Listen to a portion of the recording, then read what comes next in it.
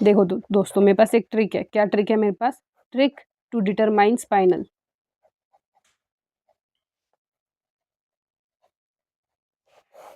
तो अच्छे से याद रखना है एक ट्रिक, ठीक है ना।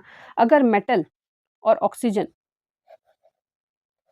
अभी मैंने आपको क्या बताया, स्पाइनल कितने टाइप्स के होते हैं? Ab2O4, Aa3O4, ये दोनों टाइप्स के होते हैं स्पाइनल्स, होते कि नहीं?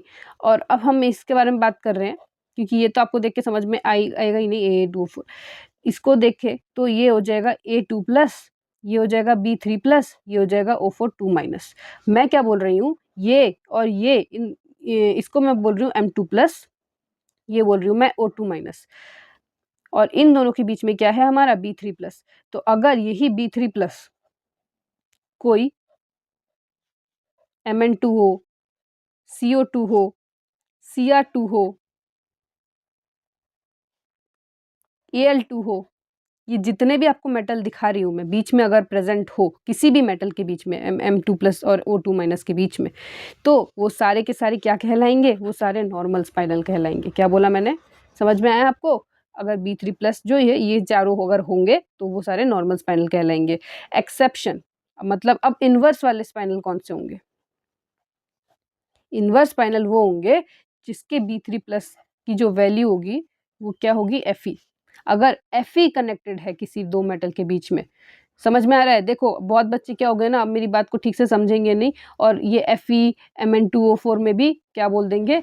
इसको भी इनवर्स बोल देंगे। मैंने बोला Fe अगर दिख जाए तो इनवर्स नहीं, Fe बीच में अगर दिखे इन दोनों के, समझ में आ रहा है? तो अगर Fe यहाँ पे दिख रहा है, ठीक है ना, तो भी वो नॉर्मल होगा, क्योंकि Mn जो है वो बीच में है, ठीक है ना। Fe Mn2O4 अगर ऐसा भी दिखा तो भी वो नॉर्मल है। हाँ, अच्छा ये बात समझो कि अगर B3+ में, मतलब अगर बीच में अगर Fe प्रेजेंट है तो वो क्या होगा? इनवर्स स्पाइनल होगा। और एक और एक एक्सेप्शन याद रखना, Al2 का एक एक्सेप्शन है। अगर ये वाला आपको कॉम्प्लेक्स दिख जाए NiAl2O4, तो ये वाला भी एक एक्सेप्शन है। ये जो होगा ये भी इनवर्स में आता है। बस इतना ही आपको याद रखना है। क्या बोला मैंने? ये दोनों चीज़ आपको याद रख लो, बस पूरा का पूरा नॉर्मल और इनवर्स का आपको ट्रिक पूरा याद हो जाएगा। समझ में आया?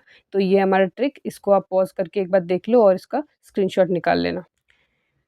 तो यहाँ पे मेरे पास एक क्वेश्चन है कि आपको परसेंटेज ऑफ ऑक्टाहेड्रल और टेट्राहेड्रल वॉइड बताना है MgAl2O4 कॉम्प्लेक्स का, ठीक है ना। देख के बहुत बच्चे घबरा जाएंगे कि भाई ऑक्टाहेड्रल कॉम्प्लेक्स, टेट्राहेड्रल वॉइड कितने परसेंट में होंगे ये, भाई कितना हार्ड है। अबे भाई ये स्पिनल है ना, स्पिनल मतलब स्पाइनल जो भी है, तो स्पाइनल का ही ये कॉन्सेप्ट है, इसमें कुछ खास नहीं है ऐसा। देखो देखो मैं आपको बताती हूँ। देखो इसको देख के सबसे पहले तो आपको ये फाइंड आउट करना है कि ये नॉर्मल स्पाइनल है या इनवर्स स्पाइनल है। अब अकॉर्डिंग टू माई ट्रिक, मैंने आपको क्या बताया था ट्रिक में, अगर आपको बीच वाला देखना है, आपको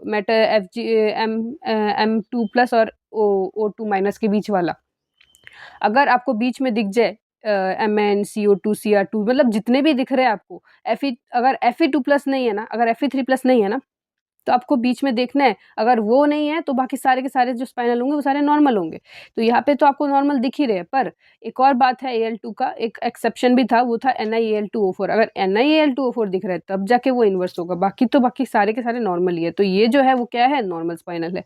अगर ये नॉर्मल स्पाइनल है तो फिर मैंने आपको क्या बताया था OSSC जब समझा रही थी, तब मैंने आपको बताया था कि अगर कोई B3+ है, अगर वो ऑक्टाहेड्रल वर्ड में जाता है नॉर्मल केस में, नॉर्मल, अब देखो ये नॉर्मल स्पाइनल है ना, तो नॉर्मल स्पाइनल का क्या कंडीशन होगा? B3+ should go in octahedral complex. ये देखो B3+ should go in octahedral complex, B3+ should go in octahedral complex to get the normal spinal।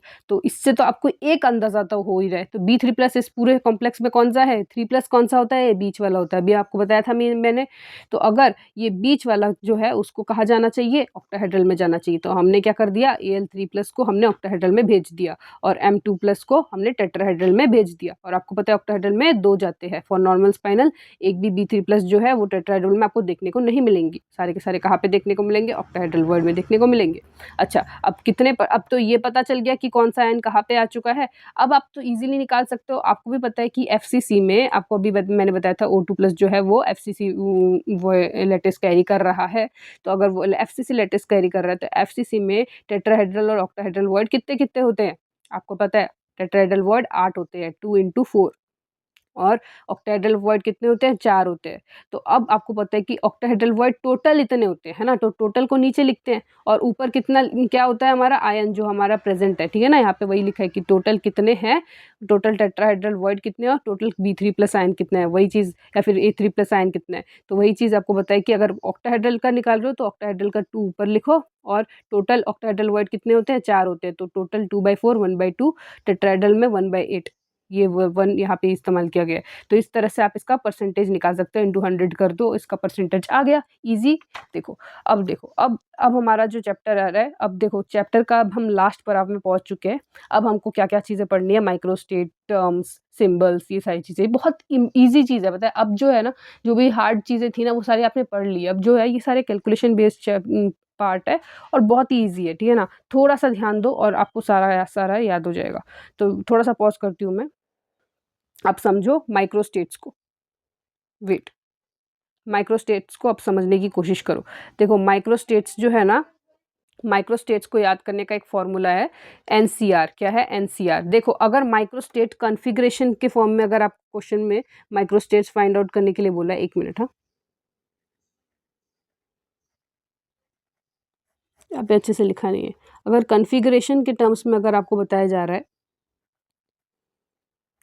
तो आप माइक्रोस्टेट्स का ये वाला फ़ॉर्मूला लगाओगे। मतलब आप अगर आपको कोई कॉन्फ़िगरेशन दिया हुआ है जैसे कि P1, P आपको तो पता ही है P क्या होता है? 1 मिनट, P शेल है एक। P जो है ना शेल है और ये क्या है? ये इलेक्ट्रॉन है। P शेल में एक इलेक्ट्रॉन है, वो चीज़ आपको यहाँ पे बताई गई है। तो ये क्या है? कॉन्फ़िगरेशन है, आपको भी पता है sp1, sp3, 3s2, 3 3p1, ये सारे क्या है? ये सारे कॉन्फ़िगरेशन का एक पार्ट है। तो अगर कॉन्फ़िगरेशन के फॉर्म में अगर आपको एक टर्म दिया गया है और फिर आपको बताया गया कि इसका माइक्रोस्टेट निकालो, तब कौन-सा फ़ॉर्मूला लगाना है? 1 मिनट। तब आपको फ़ॉर्मूला लगा रहा है दिल्ली का एनसीआर। समझ में आया? अच्छा। National capital region. तो ये फ़ॉर्मूला याद रखना। अब आपको समझना है कि इसका फ़ॉर्मूला आपको किस तरह से अप्लाई करना है। देखो एनसीआर का फुल फॉर्म तो चलो आपने समझ लिया, वो इतना इम्पोर्टेंट नहीं है। एनसीआर को आप कैसे लिखोगे? ये है इसका रिप्रेजेंटेशन और फ़ॉर्मूला भी। देखो इसको रिप्रेजेंट कैसे करोगे? एन का मतलब क्या है? एन का मतलब है स्पेस अवेलेबल। स्पेस अवेलेबल मतलब पी ब्लॉक में कितने स्पेस होते हैं, आपको भी पता है। ये कैमरा आज कंसंट्रेट क्यों नहीं हो रहा? स्पेस कितने अवेलेबल होते हैं? बी ब्लॉक में 6 स्पेस अवेलेबल होते हैं। तो यहाँ पे हमने क्या लिख दिया? 6 लिख दिया। अच्छा, आर का मतलब क्या है? आर मतलब कितने इलेक्ट्रॉन्स है, ठीक है ना, number of electrons. Given number of electrons कितने हैं? 1 है। और सी को एज इट इज़ आप लिख दो। अब आपको इससे पता चल रहा है कि कैपेसिटी कितनी है। अब आपको ये वाला फॉर्मूला याद रखना है, n factorial divided by n minus r factorial multiply by r factorial. Factorial को किस तरह से लिख सकते हो आप? 6 फैक्टोरियल डिवाइड बाय 5 फैक्टोरियल, मतलब 6 माइनस 1 फैक्टोरियल, जो कि है हमारा 5 फैक्टोरियल मल्टीप्लाई बाय 1 फैक्टोरियल। इसको लिखने की वैसे ज़्यादा ज़रूरत नहीं फैक्टोरियल में, क्योंकि 1 का कुछ ख़ास होता नहीं है। तो आपको क्या करना है? 6 फैक्टोरियल को एक्सपेंड करना है। 6 फैक्टोरियल को एक्सपेंड करोगे तो क्या होगा? 6 multiply by 5 multiply by 4 multiply by 3 multiply by 2 multiply by 1। ये जो चीज़ है ना, ये मैथ्स वाले स्टूडेंट को थोड़ा अच्छे से पता होता है। तो अगर आप बायो वाले स्टूडेंट हो इसलिए मैं थोड़ा डीप जाके बता रही हूँ। और 5 फैक्टोरियल को आप क्या लिख सकते हो? 5 multiply by 4 multiply by 3 multiply by 2 multiply by 1। पर इतना बड़ा मल्टीप्लिकेशन करने का आपको गाड़ी लगाने की ज़रूरत नहीं है। आपको बस इतना सा याद रखना है कि अगर आप इसको जस्ट 5 फैक्टोरियल तक भी अगर एक्सटेंड कर देते हो, 6 और 5, तो ये 5 और 5 कट जाएँगे। तो आप ऐसे फैक्टोरियल्स को काट भी सकते हो अगर आपको दोनों फैक्टोरियल सेम दिखते हैं न्यूमरेटर में और डिनोमिनेटर में, और दोनों अगर मल्टीप्लाई में है तो। तो इससे अगर आप इन दोनों को अगर काट दोगे तो बचेगा क्या? 6। तो ये हो जाएगा हमारा टोटल कितने माइक्रोस्टेट्स है इस P1 कॉन्फ़िगरेशन में? 6। तो इस तरह से आप कुछ क्वेश्चन सॉल्व कर सकते हो। अच्छा, आगे बात कर लेते हैं हम लोग टर्म्स का। टर्म किस तरह से फाइंड आउट करते हैं? तो याद रखना, टर्म फाइंड आउट करने का फॉर्मूला क्या, रिप्रेजेंटेशन क्या होता है? L times of L to the power 2s plus 1। क्या? L to the power 2s plus 1। अच्छा, ये कैसे ये 2s प्लस 1 क्या होता है? L क्या होता है? ये आपके दिमाग में आ रहा होगा। तो s का मतलब हमेशा याद रखना number off spin quantum number, ठीक है ना, स्पिन क्वांटम नंबर। और एल क्या है? Orbital quantum number. देखो स्पिन क्वांटम नंबर को कैसे पता करा जा सकता है? तो ये हमारे पास एक टर्म दिया हुआ है जो कि है P2। देखो कभी कभार ना आपको क्वेश्चन में से बिग P दिया होगा, कभी कभार आपको स्मॉल p दिया होगा। जो बिग P होता है ना, ये बिग P ही ये एल को रिप्रेजेंट करने का फॉर्मूला होता है। मतलब अगर ऑर्बिटल को आपको रिप्रेजेंट करना होता है ना, तब वो बड़ा सा आपको ABCD करके लिखना पड़ता है। एल क्या चीज़ रहती है ना, वो चीज़ मैं आपको बाद में बताऊँगी। पहले बस ये समझो कि एक मिनट, एल क्या पहले एस क्या चीज़ है, ठीक है ना? पहले तो आपको क्या करना है, आपको जो भी टर्म दिया हुआ है ना, वो उसका आपको ब्लॉक बनाना है। जैसे कि पी ब्लॉक, ये पी शेल दिया हुआ है, ठीक है ना? ये छोटा पी है, ये सब छोटे पी है। बड़ा पी क्या होता है और छोटा पी क्या होता है, वो चीज़ आपको जस्ट एल समझने के बाद समझ में आएगा। एल को पहले हम साइड में रखते हैं, पहले आप एस को समझ लो कि अब आपको क्वेश्चन में ना P2 दिया हुआ है। देखो, अब P2 का आपको ईज़िली ब्लॉक बनाना तो आता ही है कि P जो है वो पी सब शेल का पार्ट है, तो पी सब शेल को आपने ड्रॉ कर लिया है। अब पी सब शेल में कितने डब्बे होते हैं? 3 होते हैं। तो आपने 3 डब्बे बना लिए। अब क्या करना है आपको? आपको इलेक्ट्रॉन्स भरने हैं। आपने 2 इलेक्ट्रॉन भर दिया। अब याद रखना, हर एक शेल में ना कितने, अगर 1 इलेक्ट्रॉन हो तो वो उसको हाफ़ से काउंट किया जाता है।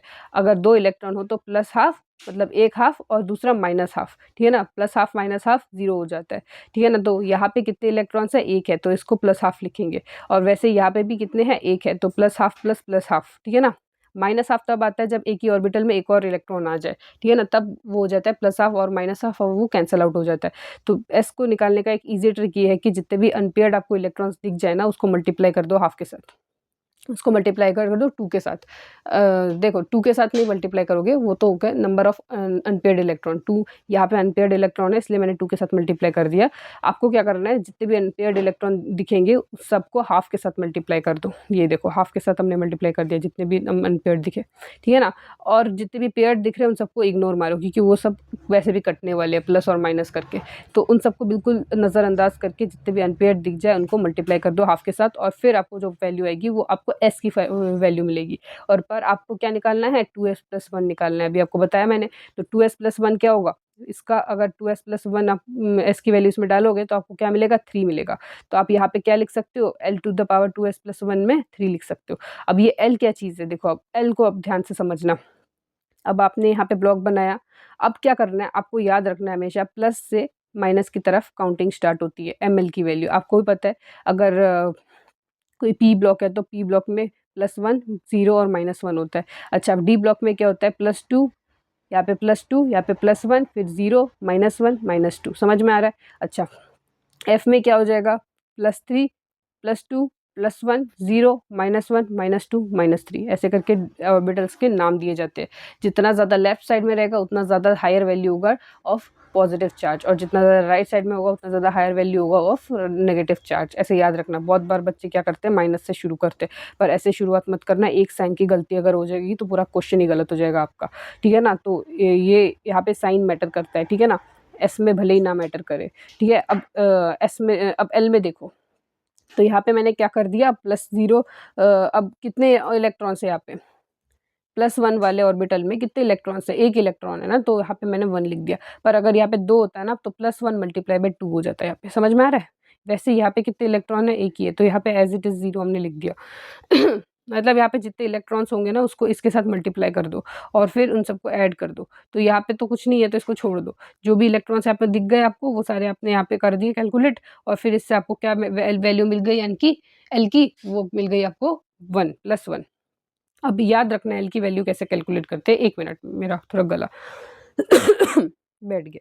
तो देखो कैसे कैलकुलेट करते हैं, यहाँ से काउंट होता है वो, ठीक है ना? ये क्या है? ये 0 है, ये 1 2 3 4 ऐसे करके याद रखना, हाँ? तो 0 क्या है? ये 0। तो 0 मतलब एस, पी 1 मतलब पी, 2 मतलब डी, 3 मतलब एफ।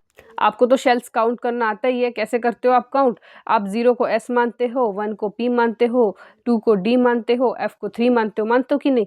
वैसे ही आप इसको भी शेल की तरह काउंट करोगे, पर यहाँ पे ना आपको ना कभी-कभार ना एल की वैल्यू 3 से भी ज़्यादा दिखती है, जैसे कि 5, 7, 8, 10 ऐसे भी दिखती है दोस्त। तब आप क्या करोगे? तब आपको ना ऐसे करना है। देखो, यहाँ से स्टार्ट ऐसे करना है, S P D F G H I J K L M N O P, जो भी है, समझ में आ रहा है? यहाँ पे जो वैल्यू होता है ना, ये वैल्यू एल की जो वैल्यू होती है वो एक्सीड करती है as according to the value that L has, according to the magnitude of L, ठीक है ना? तो एल की वैल्यू जो होती है वो एक्सीड होती है। पर याद रखना, अब एल में जो आप एस पी डी एफ लगा रहे हो ना, according to the value, according to the magnitude, वो जो एस पी डी एफ होगा ना, वो बहुत बड़ा मतलब उसको कैपिटल फॉर्म में लिखते हैं। जैसे कि आपने यहाँ पे पी देखा, ये स्मॉल फॉर्म में था ना, ये जो पी होगा ना ये कैपिटल फॉर्म में होगा, इसको आप कैपिटल फॉर्म में लिखोगे। ये कैपिटल रहेगा, ठीक है ना। तो वैसे ही यहाँ पे मैंने वो चीज़ एक्सप्लेन करने के लिए बड़ा सा एल बनाया, यहाँ पे छोटा सा 2s+1 लिखा है। ये देखो मेरे पास यहाँ पे उसका कोई हाँ, ये देखो मैंने p को बड़ा लिखा है और फिर इसके ऊपर 3 लिखा है। तो इस तरह से आप टर्म को क्या कर सकते हो, रिप्रेजेंट कर सकते हो। अगर आपको कोई ग्राउंड स्टेट टर्म दिया हुआ है तो उसको टर्म के टर्म्स में रिप्रेजेंट कर सकते हो। अब आपको आता है एग्जाम में नंबर ऑफ माइक्रोस्टेट्स, ठीक, इन टर्म्स। अगर आपको ये बताया गया है कि अब आपको टर्म के रिस्पेक्ट में आपको माइक्रोस्टेट बताना है। देखो पहले आपको मैंने बताया था माइक्रोस्टेट कैसे फाइंड आउट करते हैं, अगर कन्फिग्रेशन दिया हो तो ये एनसीआर का फॉर्मूला। पर अगर आपको टर्म दिया है फिर आपको बताया गया है कि आपको number of microstates find out करना है, तब आपको कौन सा फॉर्मूला इस यूज़ करना है, 2s+1 मल्टीप्लाई बाय 2l+1। ये आपने पहले 2s+1 पढ़ा था तो इससे तो आपको ये याद हो गया होगा। बस सेम एज़ इट इज़ उसमें भी यही लिखना है, बस उसपे एल लगा दो बस। तो इसमें भी एल लग गए, है ना? तो इसके थ्रू आप इज़िली नंबर ऑफ माइक्रोस्टेट्स को भी याद कर सकते हो टर्म्स के रिस्पेक्ट में। आगे बात कर लेते हैं कि टर्म सिंबल क्या होता है। देखो अब तक तो आप टर्म पढ़ रहे थे जो कि आपने यहाँ तक पढ़ा। जब अगर आपको क्वेश्चन में टर्म सिंबल पूछा जाए ना तो याद रखना कि एज़ इट इज़ लिखो, बस उसके नीचे जे लगा दो, क्योंकि आपको पता नहीं है कि जे भी एक और क्वांटम नंबर है। वो कौन-सा क्वांटम नंबर है? एंगुलर मोमेंटम क्वांटम नंबर है, ठीक है ना? तो total angular momentum quantum number किससे रिप्रेज़ेंट कर सकते हैं हम? जे से रिप्रेज़ेंट करते हैं। तो चलो अब समझते हैं कि जे चीज़ क्या है, ठीक है ना? देखो जे जे है ना, जे को ना आप l-s टू l+s तक लिख सकते हो। मतलब कि जे की जो वैल्यू होती है ना, जे की वैल्यू कैलकुलेट करने के लिए आपको क्या करना है, पहले तो l निकालना है, फिर आपको s निकालना है और दोनों को ऐड करना है या फिर सब्ट्रैक्ट करना है अकॉर्डिंग टू द कंडीशन। देखो अगर आपकी जो इलेक्ट्रॉनिक कॉन्फ़िगरेशन है, वो अगर लेस देन हाफ फिल्ड है, लेस देन हाफ फिल्ड मतलब कि आपके पास मान लो कि p ब्लॉक एलिमेंट है, p ऑर्बिटल है। अब ये देखो, ये क्या है? हाफ फिल्ड मतलब कि पूरा पूरा ऑर्बिटल हाफ फिल्ड होना चाहिए। पर यहाँ पे ना पूरा ऑर्बिटल हाफ फिल होने से पहले ही ये क्या होगा, खत्म हो गया इसका इलेक्ट्रॉनिक कॉन्फ़िगरेशन, ठीक है ना? फिलिंग इसकी कंप्लीट हो गई। तो मतलब कि ये क्या है, ये लेस देन हाफ फिल्ड है। तो अगर ऐसा केस है ना दोस्त, तब कौन-सा फ़ॉर्मूला लगाओगे आप? तब आप लगाओगे l-s का फ़ॉर्मूला।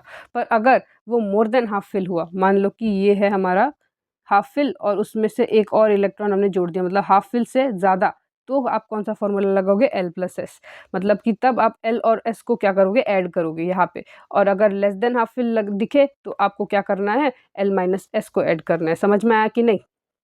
ठीक है। अब आप अगर आप समझ गए हो तो एक और बात आपको बता दूँ कि आप एनर्जी का भी इससे पता लगा सकते हो। क्या क पता लगा सकते हो? एनर्जी का भी पता लगा सकते हो। याद रखना एनर्जी का कैसे पता लगाया जा सकता है। देखो सबसे पहले आपको क्या करना है, आपको सबसे पहले स्पिन मल्टीप्लिसिटी चेक करना है, मतलब आपको s की वैल्यू चेक करनी है। तो अगर आपको s की वैल्यू क्या दिखे, सेम दिखे, अगर ज़्यादा दिखे तो उसकी एनर्जी ज़्यादा। देखो एनर्जी ऑर्डर का इसी तरह से अंदाज़ा लगाया जा सकता है कि अगर आपने किसी भी आपके पास कोई भी एक टर्म दिया हुआ है और आपको उसका एनर्जी ऑर्डर निकालना है। एक टर्म नहीं 3 टर्म्स दिए हुए हैं और आपको बताना है कि इसको अरेंज करो। तो आपके पास क्या है, 3-3 टर्म्स है, आपको क्या करना है, सबसे पहले तो उसका s की वैल्यू निकालनी है। अगर आपके इसका स्पिन का वैल्यू निकल के आ रहा है ज़्यादा, तो मान लो तो उसका एनर्जी तो ज़्यादा ही है। पर अगर आपको s की वैल्यू जो है वो अगर सेम दिख रही है, ठीक है ना? तब आपको क्या करना है, तब आपको उसके l की वैल्यू ढूँढनी है। अगर उसके l की वैल्यू ज़्यादा हो तो उसकी एनर्जी क्या होती है, ज़्यादा होती है। समझ में आया? तो एनर्जी निकालने का तरीका ये है। अब बात कर लेते हैं हम लोग पॉसिबल टर्म फॉर 2p+2v1 और 3p1 का। तो चलो सबसे पहले हम ये समझ लेते हैं कि 2p1 को किस तरह से उसके टर्म्स को आप कैलकुलेट कर सकते हो। देखो आपको तो अब तक तो मैंने क्या बताया था कि आप किसी एक टर्म को किस तरह से कैलकुलेट कर सकते हो। अब आपको समझना है कि आप किसी 2 टर्म को किस तरह से कैलकुलेट कर सकते हो, ठीक है ना?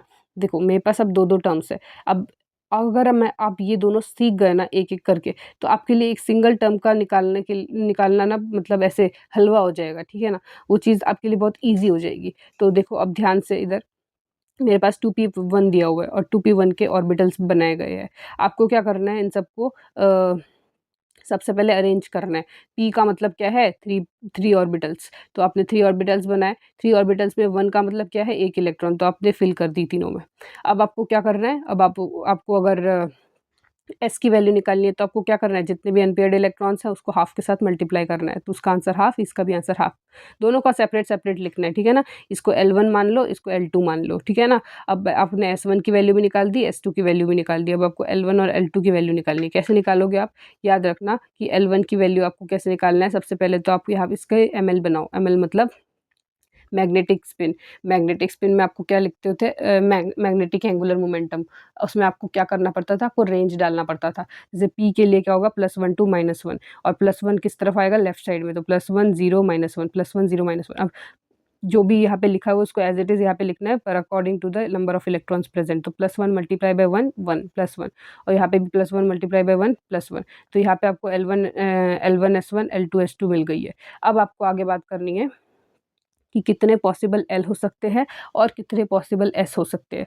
अब आपके पास 2-2 वैल्यूज़ है ना दोस्त, तो आपको यहाँ पे ये निकालनी है कि कितनी पॉसिबिलिटी हो सकती है। तो पॉसिबिलिटी निकालने का एक छोटा-सा फॉर्मूला है, L1 minus L2 to L1 plus L2, मतलब आपने L1 और L2 निकालने के बाद दोनों को एक बार माइनस करो, दोनों को एक बार प्लस करो। समझ में आ रहा है? सिंपल है दोस्त, ये फॉर्मूला मत याद करो, बस एक ऐसे समझ लो कि दोनों को एक बार ऐड करो और दोनों को माइनस करो। दोनों को ऐड करोगे और माइनस करोगे तो एक रेंज आपको मिल जाएगा। क्या रेंज मिलेगा आपको, 0 टू 2, मतलब 0 1 2, है ना। 0 से 2 तक अगर आप जाओगे तो आपको कितने नंबर्स मिलेंगे, वही चीज़ यहाँ पे लिखा है 0 1 2। समझ में आ रहा है आपको? अच्छा, आपको पता है कि L को कैसे रिप्रेजेंट करते हैं।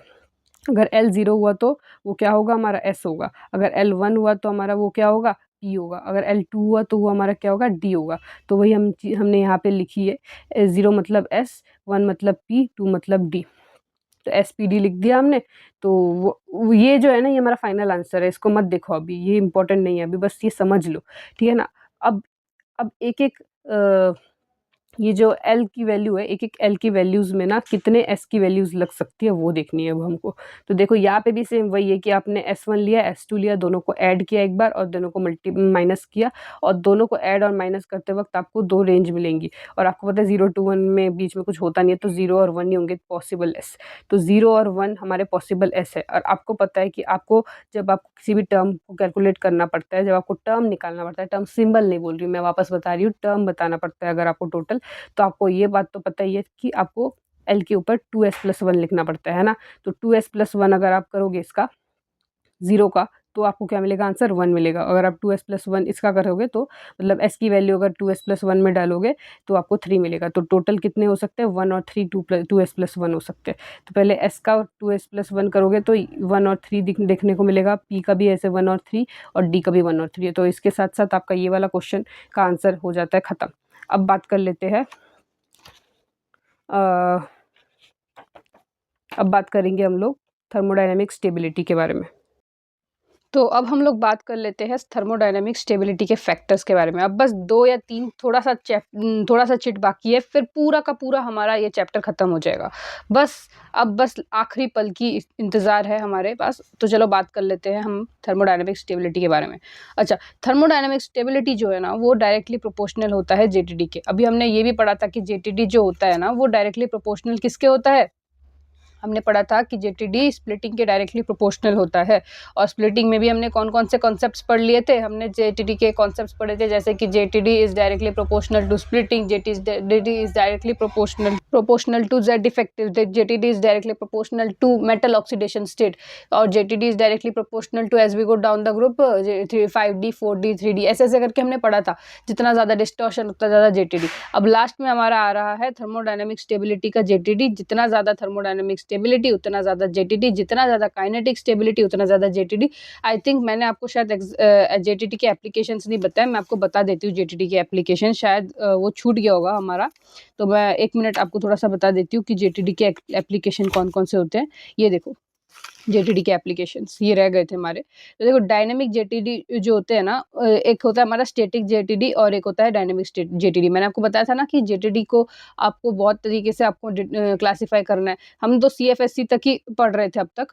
सीएफएससी में हमने क्या क्या पढ़ा अभी, hydration energy, lattice energy, atomic number और और फिर आयनाइजेशन एनर्जी भी पढ़ा हमने, और फिर अभी स्प्लिटिंग भी पढ़ा हमने, और फिर हमने क्या पढ़ा, स्पाइनल्स पढ़ा हमने। ये स्प्लिटिंग जो है ना दोस्त, ये स्प्लिटिंग जो है ना, ये इसका एग्जाम्पल एप्लीकेशन नहीं है, स्प्लिटिंग जो है ये इसका एप्लीकेशन है। तो मैं आपको थोड़ा सा समराइज कर देती हूँ, अगर आप कंफ्यूज नहीं हो गए तो। मैं आपको पहले ही बता देती हूँ कि हमने सबसे पहले तो क्या पढ़ा, पहले हमने वर्नस थ्योरी पढ़ा। वर्नस थ्योरी के बाद हमने क्या पढ़ा, ईडीटी का स्ट्रक्चर पढ़ा, मतलब लिगेंड्स के क्लासिफिकेशन के बारे में बात करी, जिसमें कि हमने मोनोडेंटेड, बाइडेंटेड, एम्बिडेंटेड, ये सारे लिगेंड्स के बारे में बात करी। उसके बाद हमने हैप्टिसिटी के बारे में बात करी, क्योंकि लिगेंड्स के अंदर हमने एक कॉन्सेप्ट उठाया था जिसमें कि हमने हैप्टिसिटी के बारे में बात करी थी। जितना ज़्यादा डेंटिसिटी के बारे में बात करी थी, वैसे ही हैप्टिसिटी भी वही होता है कि कंटिन्यूस होता है। अगर कोई चार्ज अगर कंटिन्यूसली फ्लो कर रहा है किसी रिंग में, तो वो हैप्टिसिटी बताता है। और फिर आगे हमने बात करी थी आइसोमेरिज्म के बारे में, जहाँ पे कि हमने स्ट्रक्चरल आइसोमेरिज्म की भी बात करी, स्टीरियो आइसोमेरिज्म की भी बात करी। और स्ट्रक्चरल आइसोमेरिज्म देखो, इसके 5 पार्ट्स। फिर हमने स्टीरियो आइसोमेरिज्म में बात करी कि टेट्राहेड्रल में क्या होगा, ज्योमेट्रिकल और ऑप्टिकल आइसोमेरिज्म। और फिर हमने ऑक्टाहेड्रल में पढ़ा था ज्योमेट्रिकल और ऑप्टिकल आइसोमेरिज्म। और उसमें पढ़ा था कि टेट्राहेड्रल में, टेट्राहेड्रल का एक भाई होता है, वो होता है स्क्वायर प्लेनर, उसका भी एक ज्योमेट्रिकल और ऑप्टिकल आइसोमेरिज्म कैसा होता है, क्या उसमें शो होता है कि नहीं, है ना। ये सारी चीज़ें हमने पढ़ी थी। फिर हमने पढ़ी थी कि वैंडर वैलेंस बॉन्ड थ्योरी की जो क्या पेयरिंग है ना, मतलब हमने स्ट्रेंथ पढ़ी थी स्पेक्ट्रोकेमिकल सीरीज़ की। और उसके बाद हमने क्या पढ़ी थी, उसके बाद हमने पढ़ी थी कि अगर हमारे पास अगर कोई कॉम्प्लेक्स है, उसमें अगर हम +2 स्टेट में अगर कोई मेटल, और या फिर कोई +3 स्टेट में है, टेट्राहेड्रल है, ऑक्टाहेड्रल है, तो उसको किस तरह से मैनेज करके उसका हाइब्रिडाइजेशन निकाल सकते हैं हम लोग, है ना। ये सारी चीज़ें हमने पढ़ी थी। फिर हमने आगे पढ़ी थी कि CFSC कैसे निकालते हैं। फिर CFSC निकालने के बाद अब हमको जो मेन चीज़ पढ़ना था, वो हमको पढ़ना था स्प्लिटिंग का कॉन्सेप्ट। तो हमने स्प्लिटिंग का कॉन्सेप्ट में क्या क्या पढ़ा था, कि स्प्लिटिंग क्या किन किन फैक्टर्स पे डिपेंड करता है। स्प्लिटिंग का कॉन्सेप्ट समझने के बाद हमने क्या पढ़ा था, उसके क्या स्प्लिटिंग में हमने और क्या पढ़ा था, जेटीडी के बारे में पढ़ा था। अच्छा, फिर हमने जेटीडी के क्या-क्या टाइप्स है उसके बारे में पढ़ा, और वो भी हम अभी भी पढ़ ही रहे हैं, मतलब जेटीडी के टाइप्स। पर सबसे पहले ना सीएफएससी को अगर मैं ख़त्म करूँ ना, तो सबसे पहले मैं ये बता दूँ कि हमने सीएफएससी में ऑक्टाहेड्रल और टेट्राहेड्रल वर्ड पढ़ा। तो आप ऐसे भी लिख सकते हो, पहले ऑक्टाहेड्रल को लिख सकते हो, टेट्राहेड्रल को मैंने जो कुछ भी एक्सप्लेन किया था। फिर मैंने ये एप्लीकेशंस के बारे में बात करी थी, जो कि क्या थी हमारी, लैटिस एनर्जी, फिर हाइड्रेशन एनर्जी, फिर आयनिक रेडियाई और फिर स्पाइनल्स। और इन चारों के बारे में, इन तीनों का तो मैंने ग्राफ के थ्रू समझा दिया था। स्पाइनल्स को निकालना तो मैंने बता दिया था, मिक्स्ड स्पाइनल्स होते हैं, एक नॉर्मल होता है, एक इन्वर्स होता है, वैसे करके। तो स्पाइनल्स को भी मैंने बहुत अच्छे से बता दिया था। हाँ, एक आइकोसाहेड्रॉन एक कॉन्सेप्ट है, वो थोड़ा सा बताती हूँ मैं, पहले आपको पहले समरी दे देती हूँ कि मैं कहाँ पे चल रही हूँ। तो ये है हमारा सीएफएससी का कॉन्सेप्ट। तो सीएफएससी बस स्पाइनल के बाद खत्म हो जाता है हमारा। स्पाइनल के बाद हमने जो भी टर्म्स वगैरह पढ़े थे ना, वो बिल्कुल सेपरेट टॉपिक है, ठीक है ना। वो तो मतलब जेटीडी के अंदर भी नहीं है, सीएफएससी में भी नहीं है, बस सीएफएससी में मान लो कि बस हमने इतना ही पढ़ा था, और उसके आगे मतलब हमने कैलकुलेशन करना सीखी थी। और अभी जो हम पढ़ने जा रहे हैं, वो क्या पढ़ने जा रहे हैं, जेटीडी के बारे में पढ़ने जा रहे हैं। जेटीडी जो होता है वो स्प्लिटिंग में आता है। अभी जो हमने स्प्लिटिंग वाला कॉन्सेप्ट समझा था ना, ये जो जब मैंने बोला था कि ये 12th क्लास में हमने पढ़ा नहीं था और आईआईटी एग्जाम के लिए बहुत इंपॉर्टेंट है, तो वहाँ से हमारा स्प्लिटिंग का कॉन्सेप्ट स्टार्ट होता है। स्प्लिटिंग से हमारा जेटीडी आता है, और जेटीडी के जो दो टाइप्स है वो हमने पढ़ लिए, जेड आउट, जेड इन वाला। और अब हम पढ़ने जा रहे हैं जेटीडी का जो लास्ट टाइप है, वो कौन कौन सा टाइप है। एक है हमारा डायनेमिक जेटीडी, एक है स्टैटिक जेटीडी। यहाँ से ज़्यादा क्वेश्चन आते नहीं, बस आपको इसमें बस इतना ही समझना है कि 2 टाइप के होते हैं। डायनेमिक जेटीडी जो होता है ना, उसमें सारे के सारे बॉन्ड लेंथ जो होते हैं वो इक्वल होते हैं, और जेटीडी जो होता है वो एक्सपेरिमेंटली आप फाइंड आउट नहीं कर सकते, पर जेटीडी उसमें प्रेजेंट होता है, पर एक्सपेरिमेंटली जेटीडी नहीं मिलता है हमको डायनेमिक में। और स्टैटिक में क्या होता है, एक्सपेरिमेंटली भी जेटीडी प्रेजेंट होता है, और ऐसे भी जब आप कैलकुलेट भी करोगे ना, तब भी आपको जेटीडी प्रेजेंट दिखेगा। तो आपको ऐसे याद रखना है, स्टैटिक मतलब थमा हुआ, मतलब ठहराव है इस चीज़ में, दोनों में प्रेजेंट है। डायनेमिक में मतलब एक में नहीं है, एक में है, मतलब उथल-पुथल हो रखे हैं। तो ऐसे आप डायनेमिक का भी याद रख सकते हो। तो डायनेमिक मतलब उथल-पुथल, स्टैटिक मतलब एक जगह हुआ ठहराव। ऐसे आप याद कर सकते हो कि ये प्रेजेंट है, मतलब ये ट्रिक बताया मैंने ऐसे, ठीक है ना। कॉन्सेप्चुअली मत लेना उस चीज़ को। आगे बात करती हूँ मैं जेड आउट और जेड इन में कौन-कौन से जेटीडीज़ लगेंगे। तो अब तक तो आपने यही पढ़ लिया था कि जेटीडी में ना, आपको मैंने अगर कोई ऑर्बिटल दे दिया और अगर वो अनपेयर्ड है, अनपेयर्ड इलेक्ट्रॉन से पूरा भरा हुआ है, मतलब हाफ फिल्ड है, फुल्ली फिल्ड है, मतलब सिमेट्रिक अगर नहीं है, तब वो जेटीडी होगा, ये मैंने आपको बता दिया था। अब जो सिमेट्रिक नहीं है, अगर वो जेटीडी है, उसके भी मैंने 2 टाइप्स बताए थे, जेड आउट, जेड इन। तो उसमें भी जेड इन में भी याद रखना T2G और T2G4, ये दोनों जेड इन के कंडीशंस, और बाकी जितने भी जेटीडी के कंडीशंस हैं वो जेड आउट में लगता है। अगर आपको याद रखना है तो आपको एक ट्रिक बता रही हूँ, तो आपको इजीली याद रहेगा इस चीज़ को। देखो, जेड इन मतलब अंदर की तरफ कम से कम लोग हैं, जो कि है T2G, T2G1, T2G4, ठीक है ना। T2 जो लोग हैं ना, वो लोग उसमें 1, देखो T2G में ना 3 है, 4 है, T2G1, T2G2, T2G3 नहीं है, क्योंकि वो क्या है, वो सिमेट्रिक है। तो T2G4 है, T2G5 है। तो उसमें जितने भी T2G का 1 और 4th वाला है, वो सारे किस में आते हैं, जेड इन में आते हैं, और बाकी सब किस में आते हैं, जेड आउट में आते हैं। अच्छा, अब देखना इसका स्ट्रेंथ कैसे निकाल सकते हो आप जेटीडी का। देखो, स्ट्रेंथ निकालना का एक ही तरीका है। देखो, सबसे पहले ना आप अनसिमेट्रिकल वाले को एक साइड में लिख दो, फिर वो भी सारे के सारे अनसिमेट्रिकल वालों को फाइंड आउट करना है यहाँ पे आपको। तो फिर इसलिए आपको सिमेट्रिकल वालों को प्लीज़ यहाँ पे मत डालना।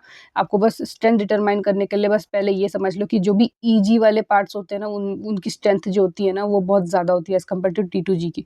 तो स्ट्रॉन्ग जेटीडी कौन सा है, ईजी वाले है, और वीक जेटीडी कौन से है, T2G वाले है। ये बात याद रखना। अब याद रखना, ईजी में भी सबसे ज़्यादा जिसकी वैल्यू है EG3, वो सबसे ज़्यादा स्ट्रॉन्ग है एज़ कम्पेयर टू EG1, और T2G का भी वैसा ही सीन है। पर एक बात जो बहुत इंपॉर्टेंट है, वो ये है कि जेड इन वाले जो है, वो है T2G1, T2G4। इसको याद करने के लिए कोई ट्रिक नहीं है बेसिकली।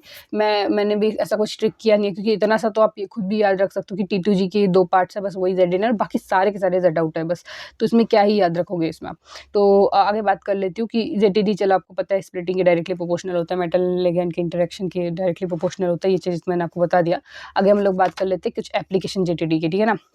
तो पहला एप्लीकेशन क्या है कि वो आपको थर्मोडायनामिक स्टेबिलिटी बताता है और काइनेटिक रिएक्टिविटी बताता है। जो सबसे ज़्यादा थर्मोडायनामिकली स्टेबल, वो उतना ज़्यादा जेटीडी दिखाता है। मतलब कि अगर इसमें से अगर आप दोनों का जेटीडी निकालोगे, मान लो कि इसमें अनसिमेट्रिकल T2G दिखा, तो ये मतलब जेटीडी कैरी करता है, इसमें जेटीडी प्रेजेंट नहीं है। तो मतलब जिसमें जेटीडी ज़्यादा, उसमें थर्मोडायनामिक स्टेबिलिटी ज़्यादा।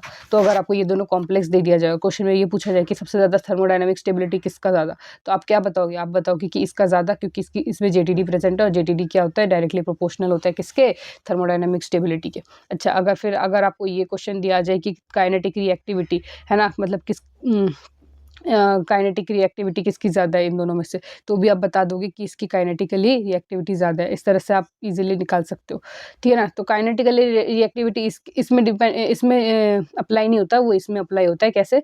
देखो, काइनेटिक रिएक्टिविटी के लिए ना आपको क्या चेक करना पड़ता है कि वो जेड इन है या जेड आउट है। देखो, अगर जेड आउट है ना, तो आपको भी पता है कि जेड आउट में क्या होता है, जो 2 लिगेंड्स होते हैं, कोई भी 2 लिगेंड्स, वो बहुत बड़े होते हैं, इलोंगेटेड होते हैं। बाकी के 4 लिगेंड्स जो होते हैं ना, वो छोटे होते हैं और वो एक प्लेन में होते हैं। तो जो 2 लंबे-लंबे लिगेंड्स है ना, वो सबको क्या करना पड़ेगा आपको, वो उन सबको अरेंज करना पड़ेगा, और फिर जो जिसका बॉन्ड लार्ज है, उसमें थोड़ा-सा भी अगर आपने बॉन्ड ब्रेक करने के लिए एनर्जी लगाया, वो ईज़िली ब्रेकआउट हो जाएगा। तो ज़्यादा बॉन्ड मतलब वीक इंटरैक्शन मतलब ईज़िली ब्रेक, और इससे रेट बढ़ता है। तो आपको अगर कोई 2 कॉम्प्लेक्स दिया है, ये वाला नहीं, इसमें तो आप ईज़िली T2G का देख के भी निकाल सकते हो। पर अगर आपको ऐसे दिए कि दोनों में जेटीडी प्रेजेंट हो, और फिर आपको बताया जाए कि कौन-सा वाला मतलब जल्दी रिएक्ट करेगा, कौन-सा वाला काइनेटिकली रिएक्ट ज़्यादा करेगा, तो इसका बता देती हूँ मैं आपको कि जिसमें जेड आउट होगा, जेड आउट अभी आपको बताया मैंने, जेड आउट का कंडीशन क्या होता है, जिसका जेड आउट ज़्यादा होता है, वो जेड आउट का भी मैंने आपको कंडीशन बताया। जो भी T2G1 और T2G4 को छोड़ के जो भी सारे हैं, वो सारे जेड आउट में है। अगर वो वाले अगर एक साइड में दिख जाए, और अगर वो T2G1 T2G2 वाले T2G4 वाले दिख गए, जो कि जेड इन का कंडीशन है, तो ऑफकोर्स जेड आउट वाले को ज़्यादा आप फेवर करोगे, किसके लिए, काइनेटिक रिएक्टिविटी के लिए, ठीक है ना। क्योंकि आपको पता है जेड आउट का यही कंडीशन होता है, और यही जो है सबसे ज़्यादा रेट दिखाएगा रिएक्टिविटी का।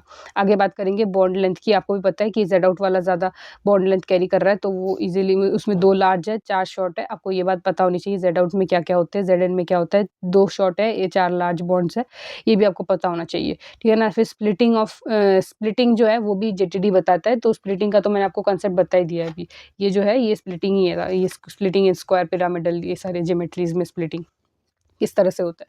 तो इसके साथ साथ हमारा ये भी कंप्लीट होता है। अब बस हमारा थर्मोडायनेमिक स्टेबिलिटी के बारे में हमको थोड़ा सा और ज़्यादा पढ़ना है। हमने स्टार्टिंग में पढ़ा था ना थर्मोडायनेमिक स्टेबिलिटी पे डिपेंड करता है, ठीक वही चीज़ हमको अभी पढ़नी है। तो याद रखना कि जो थर्मोडायनेमिक स्टेबिलिटी होती है ना वो दो चीज़ से रिलेट करती है। एक होता है एंथैल्पी रिलेटेड, दूसरा होता है एंट्रोपी रिलेटेड। एंट्रोपी का मतलब देखो, एंट्रोपी जो होता है ना वो पूरा का पूरा ना चिलेट फॉर्मेशन के ऊपर डिपेंड करता है। मतलब जो सबसे अच्छा ज़्यादा चिलेट बना सकता है ना वो सबसे ज़्यादा जेटीडी कैरी करता है। देखो एंट्रोपी का चिलेशन किस तरह से होता है आपको पता है ना, मैंने अभी आपको कुछ देर पहले बताया था कि चिलेशन कैसा होता है। ये देखो मेरे पास एक एग्जांपल है, ये देखो चिलेट फॉर्मेशन, इसको बोलते हैं चिलेट्स। ये किसमें दिखते हैं? जब आपके पास कोई ए टाइप के लिगेंड्स देखने को मिले, मतलब बाइडेंटेट लिगेंड्स में आपको क्या दिखता है? चिलेट का फॉर्मेशन। इसको बोलते हैं चिलेट का फॉर्मेशन। मतलब जितना ज़्यादा बाइडेंटेट लिगेंड उतना ज़्यादा क्या? Chelate formation. और जितना ज़्यादा चिलेट फॉर्मेशन उतना ज़्यादा क्या? उतना ज़्यादा जेटीडी। तो इसमें आप मुझे एक बात बताओ, ईएन इसमें 3 है, इसमें ईएन 2 है, इसमें ईएन कितना? 1 है, इसमें ईएन है ही नहीं। तो मतलब सबसे ज़्यादा चिलेट किस पे बनेगा? ऑफ कोर्स इसी में बनेगा। तो ज़्यादा चिलेट जिसमें उतना ज़्यादा क्या? एंट्रोपी। तो एंट्रोपी इसका ज़्यादा, फिर इसका, फिर इसका, फिर इसका। अब आपको इसका ऑर्डर तो पता चल ही गया होगा, ठीक है ना? आप अच्छे से देख लो इसको। फिर देखो अब जेटीडी को तो चलो आपने पता कर लिया कि जिसका ज़्यादा चिलेशन उतना ज़्यादा उसका जेटीडी। एक बात बहुत इंपॉर्टेंट है, अगर आपको 2 कॉम्प्लेक्स दिए गए हैं और दोनों कॉम्प्लेक्स में आपको बताया गया है कि आपको बताना है कि कौन सा सबसे ज़्यादा सबसे ज़्यादा स्टेबल कॉम्प्लेक्स है, तो स्टेबिलिटी कैसे डिटरमाइन करते हैं? तो बता दूँ कि अगर कोई जेटीडी और चिलेशन अगर दोनों के दोनों दिखा रहे हैं अगर कोई कॉम्प्लेक्स, तो याद रखना वो अनस्टेबल रहेगा। पर अगर कोई कॉम्प्लेक्स सिर्फ जेटीडी दिखाता है, कोई चिलेशन नहीं दिखाता है, मतलब या फिर कोई चिलेशन दिखाता है, सिर्फ चिलेशन दिखाता है, हाँ, ओनली अगर जेटीडी दिखा रहा है तो वो स्टेबल है, या फिर ओनली वो चिलेशन दिखा रहा है तो वो स्टेबल है। याद रखना अगली बार कि अगर कोई जेटीडी चिलेशन दोनों दिखाता है तो वो अनस्टेबल है, अगर कोई एक दिखाता है, मतलब ज़्यादा छाप नहीं मारना चाहिए ना, वो चीज़ यहाँ पे बताई गई है कि मतलब दोनों चीज़ें, दोनों क्वालिफिकेशंस आपको नहीं दिखानी, सिर्फ एक भी दिखा दोगे तो भी आप स्टेबल रहोगे। तो ऐसे भी आप याद रख सकते हो चीज़ों को। आगे एक और चीज़ आपको बतानी थी मेरे को जेटीडी से रिलेटेड। वो क्या थी कि मतलब एक है क्वेश्चन जो कि एक्सेप्शन है, तो ये है वो एक्सेप्शन, ये वाला क्वेश्चन है जिसमें आपको एक ट्रांस दिया हुआ है, ट्रांस NIEN। यहाँ पे मैंने थोड़ा सा ओवरराइट किया था क्योंकि चीज़ें दिख नहीं रही थी मुझे, तो मैंने इसलिए इसको 2 बार लिखा था। यहाँ पे देखो ना, यहाँ पे भी थोड़ा सा दिख नहीं रहा है चीज़ें। तो ये ट्रांस इफेक्ट की सीरीज़ है, वो हम बाद में बात करेंगे। पहले आप इसके एग्जाम्पल्स देखो। एक एक्सेप्शन है मेरे पास, यहाँ पे क्या है? NIEN 3, NIEN 2 है, हाँ, ये 3 नहीं है, ये डॉट 3H2O2 लिखा हुआ है यहाँ पे। और यहाँ पे है ट्रांस UEN2 H2O6 यहाँ पे। और यहाँ पे क्या फ़र्क है? यहाँ पे एक चीज़ देखने को मिलेगा आपको कि यहाँ पे H2O 2 है, तो हमने 2 यहाँ पे लगा दिया। यहाँ पे H2O कितने? 6 है। तो H2O यहाँ पे हमने ड्राइंग नहीं बनाया, पर यहाँ पे मैं एक बात बताना चाहती हूँ कि यहाँ पे ना कोई इफेक्ट नहीं हो रहा जेटीडी का, ठीक है ना? यहाँ पे इस रिंग में कोई फ़र्क पड़ नहीं रहा है, इसलिए ये जो है ये कंपाउंड बहुत ज़्यादा स्टेबल है। यहाँ पे जो है ना वो जेटीडी और चिलेशन दोनों प्रेजेंट तो है, पर यहाँ पे ये चीज़ जो है ना ये अनस्टेबल नहीं रहेगी। तो यही एक्सेप्शन है, क्योंकि ये 2 स्ट्रक्चर है ना, ये इस रिंग का कुछ बिगाड़ नहीं रहा है। तो यही एक एक्सेप्शन है, टेंशन मत लो, ऐसे और आगे नहीं आएंगे। बस इसका याद रखना कि इसमें जेटीडी और चिलेशन दोनों के प्रेजेंट होने के चलते इसमें थर्मोडायनेमिक स्टेबिलिटी प्रेजेंट है। समझ में आ रहा है मेरी बात? तो अच्छा, आगे हम लोग बात कर लेते हैं कि जेटीडी के बाद क्या चीज़ बाकी है? एंट्रोपी रिलेटेड, जो कि मैंने आपको बताया था, जितना ज़्यादा बॉन्ड लेंथ मतलब जेटीडी जो है वो CFSC पे और मेटल लिगेंड इंटरेक्शन में, वो जो हमने पहले बात करी थी ना, वो चीज़ वो एंथैल्पी रिलेटेड थी, ठीक है ना? आगे बात करते हैं हम लोग कलर के बारे में, LMCT, MLCT, इन सब चीज़ों के बारे में। ये चीज़ क्या है? मतलब कलर थियरी के बारे में बात करेंगे। देखो कलर थियरी ना 2 चीज़ों पे डिपेंड करती है, एक होता है स्पिन सिलेक्शन रूल, एक होता है लैपोटे सिलेक्शन रूल, एक होता है spin selection rule. Laporte selection rule में क्या होता है? डेल्टा L की वैल्यू जब प्लस माइनस अगर 1 होती है तब वो लैपोटे अलाउड रहती है, पर अगर डेल्टा L की वैल्यू 0 होती है तब वो लैपोटे फॉरबिडन होती है। और लैपोटे जो होता है ना वो पार्शियली भी अलाउड हो सकता है, ठीक है ना? वो कैसे, कब, किस कंडीशन में होता है, वो सारी चीज़ें बाद में बात करेंगे। पहले हम थोड़ा सा इन डेप्थ नॉलेज ले लेते हैं चीज़ों की। देखो जैसे कि फॉर एग्जांपल कोई ऑर्बिटल मतलब कोई इलेक्ट्रॉन अगर s ऑर्बिटल से s ऑर्बिटल की तरफ शिफ्ट करता है तब वो लैपोटे फॉरबिडन रहता है, क्योंकि उसमें डेल्टा L में कोई चेंज आता नहीं है, तो डेल्टा L की वैल्यू 0 रहती है। अगर डेल्टा L की वैल्यू 0 है तो वो लैपोटे फॉरबिडन होता है। वैसे अगर P से P गया, D से D गया, तो वो क्या हो जाता है, डी का थोड़ा सा अलग केस है, बस ये याद रखो एस और पी में अगर पी से पी गया और एस से एस गया तो यहाँ पे जो है लेपोटे फॉरबिडन रहता है, पर इन केस ऑफ डी क्या होता है, लेपोटे पार्शियली अलाउड रहता है। पर अगर कोई इलेक्ट्रॉन पी से डी गया या फिर पी से एस गया है ना, तो वहाँ पे एल की वैल्यू यहाँ पे या तो +1 होती है तो -1 होती है, पर इस केस में क्या होता है, लेपोटे जो होता है अलाउड होता है, मतलब कि यहाँ पे जो ऑर्बिटल में अगर चेंज आता है चीज़ों में तो क्या होता है, तब वो पार्शियली अलाउड होती है चीज़ें, या सॉरी अलाउड होती है चीज़ें, प्रॉपर्ली अलाउड होती है। पर पार्शियली अलाउड तब होगी पर जब डी से डी गया तो, है ना? ठीक है ना? तो हमेशा एक बात याद रखना, मेरे पास इसको याद करवाने का एक तरीका है। आप बस एक बात समझ लो कि देखो लेपोटे पार्शियली अलाउड कब होता है, ठीक है ना? अब आपको मैं कंडीशन बता रही हूँ कि लेपोटे पार्शियली अलाउड कब होता है, ठीक है ना? देखो मेरे पास डायरी है, उस डायरी में मैंने अच्छे से लिखा है कि अगर कोई डी ट्रांजिशन हो रहा है, क्या हो रहा है? अगर डी ट्रांजिशन हो रहा है, अभी मैंने आपको बताया कि पार्शियली अलाउड कब हुआ। अगर ऑक्टाहेड्रल कॉम्प्लेक्स होता है, अगर आपको ऑक्टाहेड्रल कॉम्प्लेक्स दिखे, आपको पता है ना कि ऑक्टाहेड्रल कॉम्प्लेक्स का मतलब क्या होता है? ऑक्टाहेड्रल कॉम्प्लेक्स का मतलब अगर किसी लिगैंड के साइड में ऐसे 6 लिखा हुआ है ऐसे, हाँ ये देखो ये लिगैंड है ना दोस्त, इस लिगैंड के यहाँ पे क्या है 6, मतलब कोऑर्डिनेशन नंबर जिसका 6 है तो वो ऑक्टाहेड्रल कॉम्प्लेक्स है ना दोस्त।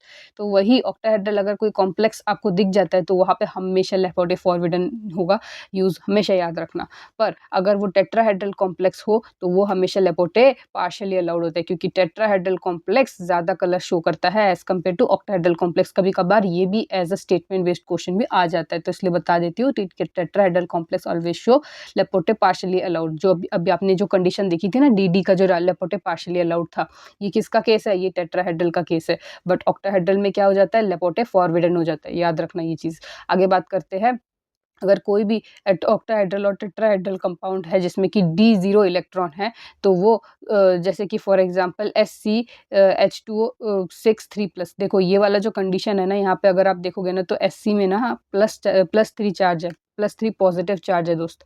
यहाँ पे आपको क्या दिख रहा है दोस्त, +3 अगर पॉजिटिव चार्ज है तो स्कैंडियम का क्या होता है, स्कूटी, तो स्कू मतलब Sc क्या है, D1 कॉन्फ़िगरेशन में आता है। और इसमें से भी अगर आपने 3 इलेक्ट्रॉन निकाल दिए, 3 इलेक्ट्रॉन मतलब 2 तो आपने 4s से निकाल दिया और 1 इलेक्ट्रॉन आपने D से निकाल दिया, तो यहाँ पे D क्या हो जाएगा, 0। ऑलरेडी इसमें D1 इलेक्ट्रॉन होता है, वो भी उसमें से भी अगर मतलब 1 इलेक्ट्रॉन निकाल दिया तो क्या हो जाएगा, वो D0 कॉन्फ़िगरेशन होगा। तो D0 कॉन्फ़िगरेशन में भी क्या होती है चीज़ें, वहाँ पे क्या होती है वो चीज़ मैं यहाँ पे बताऊँगी आपको कि अगर D0 होता है तब क्या लगता है, तब वो चीज़ यहाँ पे बताती हूँ मैं आपको। देखो क्या होता है कि जब लेपोटे, देखो यहाँ पे मैंने टेबल बना रखा है, ये एक टेबल है जो आपको ये बताएगा कि कौन से केस में क्या लगेगा, ठीक है ना? आपके पास एग्जांपल्स यहाँ पे दे दिए हैं मैंने। अब ये चीज़ देखो, यहाँ पे मैंने क्या किया है, यहाँ पे लेपोटे के सारे कंडीशन लिखे, यहाँ पे मैंने स्पिन के सारे कंडीशन लिखे हैं, यहाँ पे मैंने ट्रांसफर्स लिखे कि किस तरह का ट्रांसफर देखने को मिलेगा आपको। जो अपने डी के बारे में अभी जो भी पढ़ा है ना, वो सारी डी के बारे में, वो सारी चीज़ें मैंने यहाँ पे लिखी है। अब आपको मैंने क्या बताया था कि जब पार्शियली अलाउड होता है और डी ट्रांजिशन होता है ना, तब वो किस कॉम्प्लेक्स में होता है, किस कॉम्प्लेक्स में, टेट्राहेड्रल कॉम्प्लेक्स में। देखो आपको एक एग्जांपल भी दिखेगा पार्शियली अलाउड का डी में, देखो देखो देखो, टेट्राहेड्रल कॉम्प्लेक्स, ठीक है ना? अच्छा, ये टेट्राहेड्रल कॉम्प्लेक्स में दिखे तो देखो टेट्राहेड्रल कॉम्प्लेक्स में अगर आपको दिखेगा तो वो बहुत ज़्यादा इंटेंस कलर दिखाएगा। वेयरएज अगर कोई लेपोटे फॉरबिडन है तो वो अगर डी ट्रांजिशन दिखाता है तो वो कहाँ दिखेगा हमको, ऑक्टाहेड्रल कॉम्प्लेक्स में दिखेगा, और वो कितना इंटेंस देता है, लेस इंटेंस कलर देता है एज कम्पेयर टू टेट्राहेड्रल। तो इसलिए मैंने बताया था कि ऑक्टाहेड्रल और टेट्राहेड्रल जो है वो ज़्यादा कॉम्प्लेक्स दिखाता है। अच्छा, अभी जो मैंने आपको Sc का 0 वाला बताया था, ये जो चीज़ है ना, ये ऑक्टाहेड्रल में अगर या फिर टेट्राहेड्रल में आपको दिखे और अगर आपको डी ट्रांजिशन करते हुए दिखे तो वो जो चीज़ है ना वो सबसे लीस्ट इंटेंस कलर दिखाएगी। तो उसमें एक एग्जांपल है MnH2O3+। पर एक बात याद रखना जो कि बहुत ज़्यादा इंपॉर्टेंट है कि अगर कोई लेपोटे अलाउड भी हो जाए और स्पिन अलाउड भी हो जाए तो उसमें जो चार्ज है ना, तो वो जो ट्रांसफ़र होता है ना वो डी ट्रांसफ़र के थ्रू नहीं होता, वहाँ पे चार्ज ट्रांसफ़र लगता है। वहाँ पे क्या होता है, चार्जेस ट्रांसफ़र होते हैं। वो कैसे होते हैं, क्या होते हैं, वो चीज़ मैं आपको अभी बताऊँगी, उसके टाइप्स बताऊँगी। पर वहाँ पे क्या होता है वो चीज़ वो आपको किस चीज़ में दिखता है, उसको हम LMCT और MLCT भी बोलते हैं। वो चीज़ आपको बताऊँगी कि LMCT, MLCT क्या होता है। पर एक बात याद रखना, वो सबसे मोस्ट इंटेंस कलर होते हैं, उसकी क्या कंडीशंस होते हैं वो बताऊँगी मैं आपको। एग्ज़ाम्पल उसका एक पकड़ लो, KMNO4। तो इन सब का एग्ज़ाम्पल की तरफ अब बढ़ते हैं हम लोग, ठीक है ना। ये क्या था, ये मेरे मॉक टेस्ट का एक मिस्टेक था, तो उस चीज़ को मैंने यहाँ पे अच्छे से एक्सप्लेनेशन के साथ लिखा था, इसलिए मैंने इस चीज़ को डायरी में लिखा था, क्योंकि यहाँ पे मैं लिखना भूल गई थी। आपको कोई दिक्कत ना हो, इसलिए मैंने सोचा कि इसको इसी टाइम पे कवर कर लेते हैं, वही ज़्यादा बेहतर रहेगा। तो चलो सबसे पहले मैं एग्ज़ाम्पल ले लेती हूँ LMCT का। LMCT का फुल फॉर्म क्या है, ligand to metal charge transfer, ठीक है ना। तो देखो LMCT का फुल फॉर्म तो आपको समझ में आ गया। अब आप समझो कि यहाँ पे क्या होता है, स्पिन अलाउड होता है, लेपोटी भी क्या होता है, अलाउड होता है। अगर ये दोनों चीज़ें अलाउड हो गई तो कलर कौन-सा होता है, बहुत ही ज़्यादा इंटेंस कलर होता है। अच्छा, सबसे ज़्यादा इंटेंस कलर कहाँ पे देखने को मिलता है? अच्छा, पहले तो आपको ये बता देती हूँ कि सबसे वो आपने एक कंडीशन देखा था ना, जिसमें सबसे लीस्ट इंटेंस कलर आपको देखने को मिला था, जहाँ पे हमने क्या बताया था, MnH2O 6 का क्या था, +2 था, है ना। तो Mn की वैल्यू अगर +2 रहा, तो Mn अगर +2 ऑक्सीडेशन स्टेट में रहा, तो उसमें कितने इलेक्ट्रॉन्स प्रेजेंट होंगे, D5 इलेक्ट्रॉन्स प्रेजेंट होंगे। उसकी कॉन्फ़िगरेशन D5 होगी और वो हाई स्पिन होगा, क्योंकि वहाँ पे H2O है। और अगर ऐसा कंडीशन हुआ तो आपको पता है कि वो लेपोटे और स्पिन फॉरबिडन होगा। बस वो एक ही केस है, लेपोटे फॉरबिडन और स्पिन फॉरबिडन का, ठीक है ना, याद रखना। अब देखना सबसे ज़्यादा लीस्ट इंटेंस कलर और मोस्ट इंटेंस कलर कौन दिखाता है, वो चीज़ अब देखो। देखो, स्पिन अलाउड और लेपोटे अलाउड आपको कैसे पता चलेगा? आपको ये पता होना चाहिए कि अगर, एक मिनट, ये चीज़ शायद इधर लिखा नहीं है, ये देखो, हाँ लिखा है, लिखा है, लिखा है। देखो देखो, LMCT का फुल फॉर्म क्या है, ligand to metal charge transfer. मतलब कोई लिगैंड, ये देखो ये लिगैंड दिख रहा है ना आपको, इस लिगैंड में इतना ज़्यादा चार्ज होगा कि वो मेटल को ट्रांसफ़र कर सके, उस चीज़ को हम क्या बोलेंगे, LMCT। अब आप मुझे एक बात बताओ, लिगैंड कब ट्रांसफ़र करेगा किसी मेटल को अपना चार्ज? जब मेटल पे कोई चार्ज नहीं होगा, या फिर मेटल पे कोई इलेक्ट्रॉन ही नहीं होगा, तो तब क्या होगा, मेटल पे अगर कोई इलेक्ट्रॉन नहीं होगा तो लिगैंड उसको ट्रांसफ़र करके देगा, देगा कि नहीं? तो यहाँ पे मेटल क्या होनी चाहिए, सबसे लो डेंसिटी की इलेक्ट्रॉन होनी चाहिए।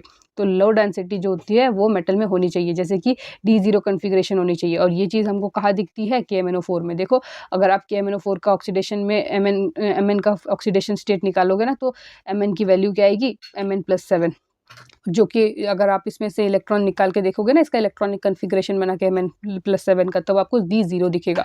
अगर D0 अगर किसी का इलेक्ट्रॉनिक कॉन्फ़िगरेशन है ना दोस्त, तो वो इस कैटेगरी में लाई करेगा। पर उसके साथ जो लिगैंड है ना, उसमें ऑक्सीजन प्रेज़ेंट होना चाहिए, या फिर क्लोरीन प्रेज़ेंट होना चाहिए, फिर ब्रोमीन प्रेज़ेंट होना चाहिए। क्यों? क्योंकि ये सब क्या होते हैं, पाई डोनर डोनर होते हैं। अगर कोई पाई डोनर साइड में प्रेज़ेंट होना, तो भाई सोने में सुहागा। क्यों पता है दोस्त? क्योंकि ये और ये एस वाला कंडीशन है ना, ये बाद में बताऊँगी आपको। ये वाला कंडीशन, ये इसका एग्ज़ाम्पल है नहीं, इसलिए बता रही हूँ कि ये इसका एग्ज़ाम्पल है LMCT का, इसलिए बता रही हूँ कि O2- क्या करेगा, हेल्प करेगा। वो एक ऐसे लिगैंड की तरह हेल्प करेगा कि वो ईज़िली मेटल को डोनेट करेगा इलेक्ट्रॉन्स। तो यहाँ पे KMNO4 जो है वो किसका एग्ज़ाम्पल है, LMCT का। अच्छा, LMCT का एग्ज़ाम्पल तो आपको समझ में आ गया। आपको इंटेंसिटी के बारे में थोड़ी देर बाद बताती हूँ, कलर इंटेंसिटी के बारे में। पहले ये देख लो, नेक्स्ट क्या टाइप होता है, MLCT का, मतलब metal to ligand charge transfer. मतलब अब मेटल क्या करेगा, वो लिगैंड को चार्ज देगा। कैसे देगा? ऑफ कोर्स लिगैंड में कुछ नहीं होना चाहिए, लिगैंड खाली होना चाहिए, और मेटल क्या होना चाहिए, भरा हुआ होना चाहिए। मतलब उसमें इलेक्ट्रॉन डेंसिटी क्या होनी चाहिए, सबसे ज़्यादा होनी चाहिए। तो मेटल की इलेक्ट्रॉन डेंसिटी क्या है, सबसे ज़्यादा, और ऑक्सीडेशन स्टेट क्या होनी चाहिए, कम होनी चाहिए। समझ में आया? अगर जिसका इलेक्ट्रॉन डेंसिटी ज़्यादा, उसका ऑक्सीडेशन स्टेट कम ही होता है ना। तो चलो अब बात करते हैं। देखो, ऑक्सीडेशन स्टेट जो जिसकी ज़्यादा होती है, वो क्या कर सकता है, इलेक्ट्रॉन को लूज़ कर सकता है, और जो ज़्यादा इलेक्ट्रॉन को लूज़ कर सकता है, वो मतलब वो ज़्यादा ऑक्सीडेशन दिखा सकता है। ये बात याद रखना। अगर आपको नहीं आता तो बता देती हूँ, फॉर योर काइंड इन्फॉर्मेशन। आगे बात कर लेते हैं कि अगर ये होता है तो इसका क्या एग्ज़ाम्पल है, इसका एग्ज़ाम्पल CDS है दोस्त। देखो, CD को अगर आप करते हो ना, इसका ऑक्सीडेशन स्टेट निकालते हो, इसका कॉन्फ़िगरेशन निकालते हो, तो CD+2 का क्या होता है, D10 कॉन्फ़िगरेशन होता है। और S का क्या होता है, अब S जो है ना वो पूरा खाली है, क्योंकि वो p ब्लॉक ऑर्बिटल है, और वो थोड़ा नीचे आता है, मतलब ऑक्सीजन के नीचे वाला होता है, और उसमें थोड़ा-सा खाली रहता है, वो उसका साइज़ भी बड़ा रहता है। तो ईज़िली जो है ना, वो चार्ज ट्रांसफ़र हो जाता है, किससे थ्रू, मेटल के थ्रू, कहाँ, लिगैंड में। ठीक है ना, समझ में आ रही है चीज़ें? तो वहाँ पे metal to ligand charge transfer देखने को मिलता है। आगे बढ़ेंगे, metal to metal charge transfer, ठीक है ना। यहाँ पे क्या होता है, हमको 2 मेटल लेने पड़ते हैं, वो दोनों सेम होने चाहिए, ठीक है ना। पर मेटल सेम होने का मतलब अच्छा ट्रांजिशन मेटल होना चाहिए। फॉर एग्जांपल देखो आपके पास ये एक एग्जांपल है, यहाँ पे एक एग्जांपल है, तो नॉन ट्रांजिशन मेटल्स में ना ये चीज़ नहीं देखने को मिलती, आपको ट्रांजिशन मेटल में ही ये चीज़ देखने को मिलेगी। फॉर एग्जांपल लेकिन हाँ, दोनों का ना चार्ज ना डिफरेंट डिफरेंट होना चाहिए। देखो यहाँ पे क्या है ना, Fe3+ है, 3 और यहाँ पे क्या है, Fe2+ चार्ज है, ठीक है ना।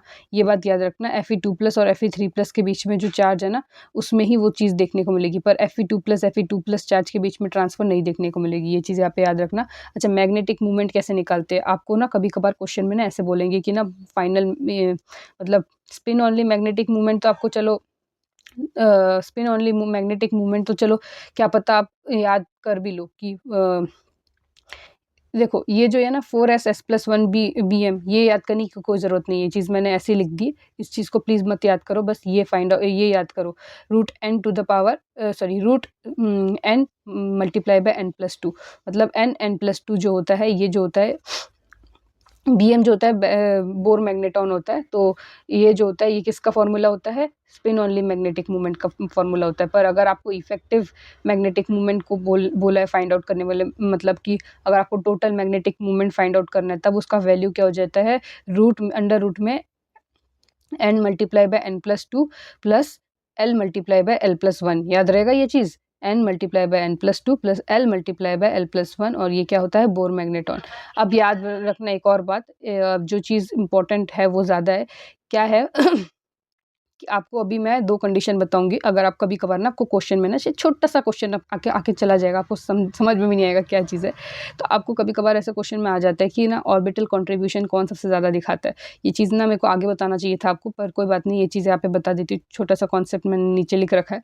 देखो जिसकी T2G ना अनसिमेट्रिकल होती है ना, भले ही जी का कुछ भी हो, वो सिमेट्रिकल हो या ना हो, वो चीज़ जो है ना, अगर T2G अगर अनसिमेट्रिकल दिख जाए तो हमेशा याद रखना, तब आपको क्या क्या चीज़ लगानी है, तब आपको बताना है कि वो जो चीज़ है ना, वो ऑर्बिटल कंट्रीब्यूशन दिखाता है। मतलब अगर किसी कॉम्प्लेक्स में T2G अनसिमेट्रिकल है तो वो क्या शो करता है, ऑर्बिटल कंट्रीब्यूशन शो करता है, ठीक है ना। ये आगे आपको एक और मेरे को आपको बताना था, क्या बताना था, कलर इंटेंसिटी के बारे में। तो याद रखना कलर इंटेंसिटी जो होता है ना, वो किसके डायरेक्टली प्रोपोर्शनल होता है, वो डायरेक्टली तो प्रोपोर्शनल होता है मेटल के ऑक्सीडेशन स्टेट से, मतलब जितना ज़्यादा ऑक्सीडेशन नंबर उतना ज़्यादा उसकी इंटेंसिटी, कलर की इंटेंसिटी।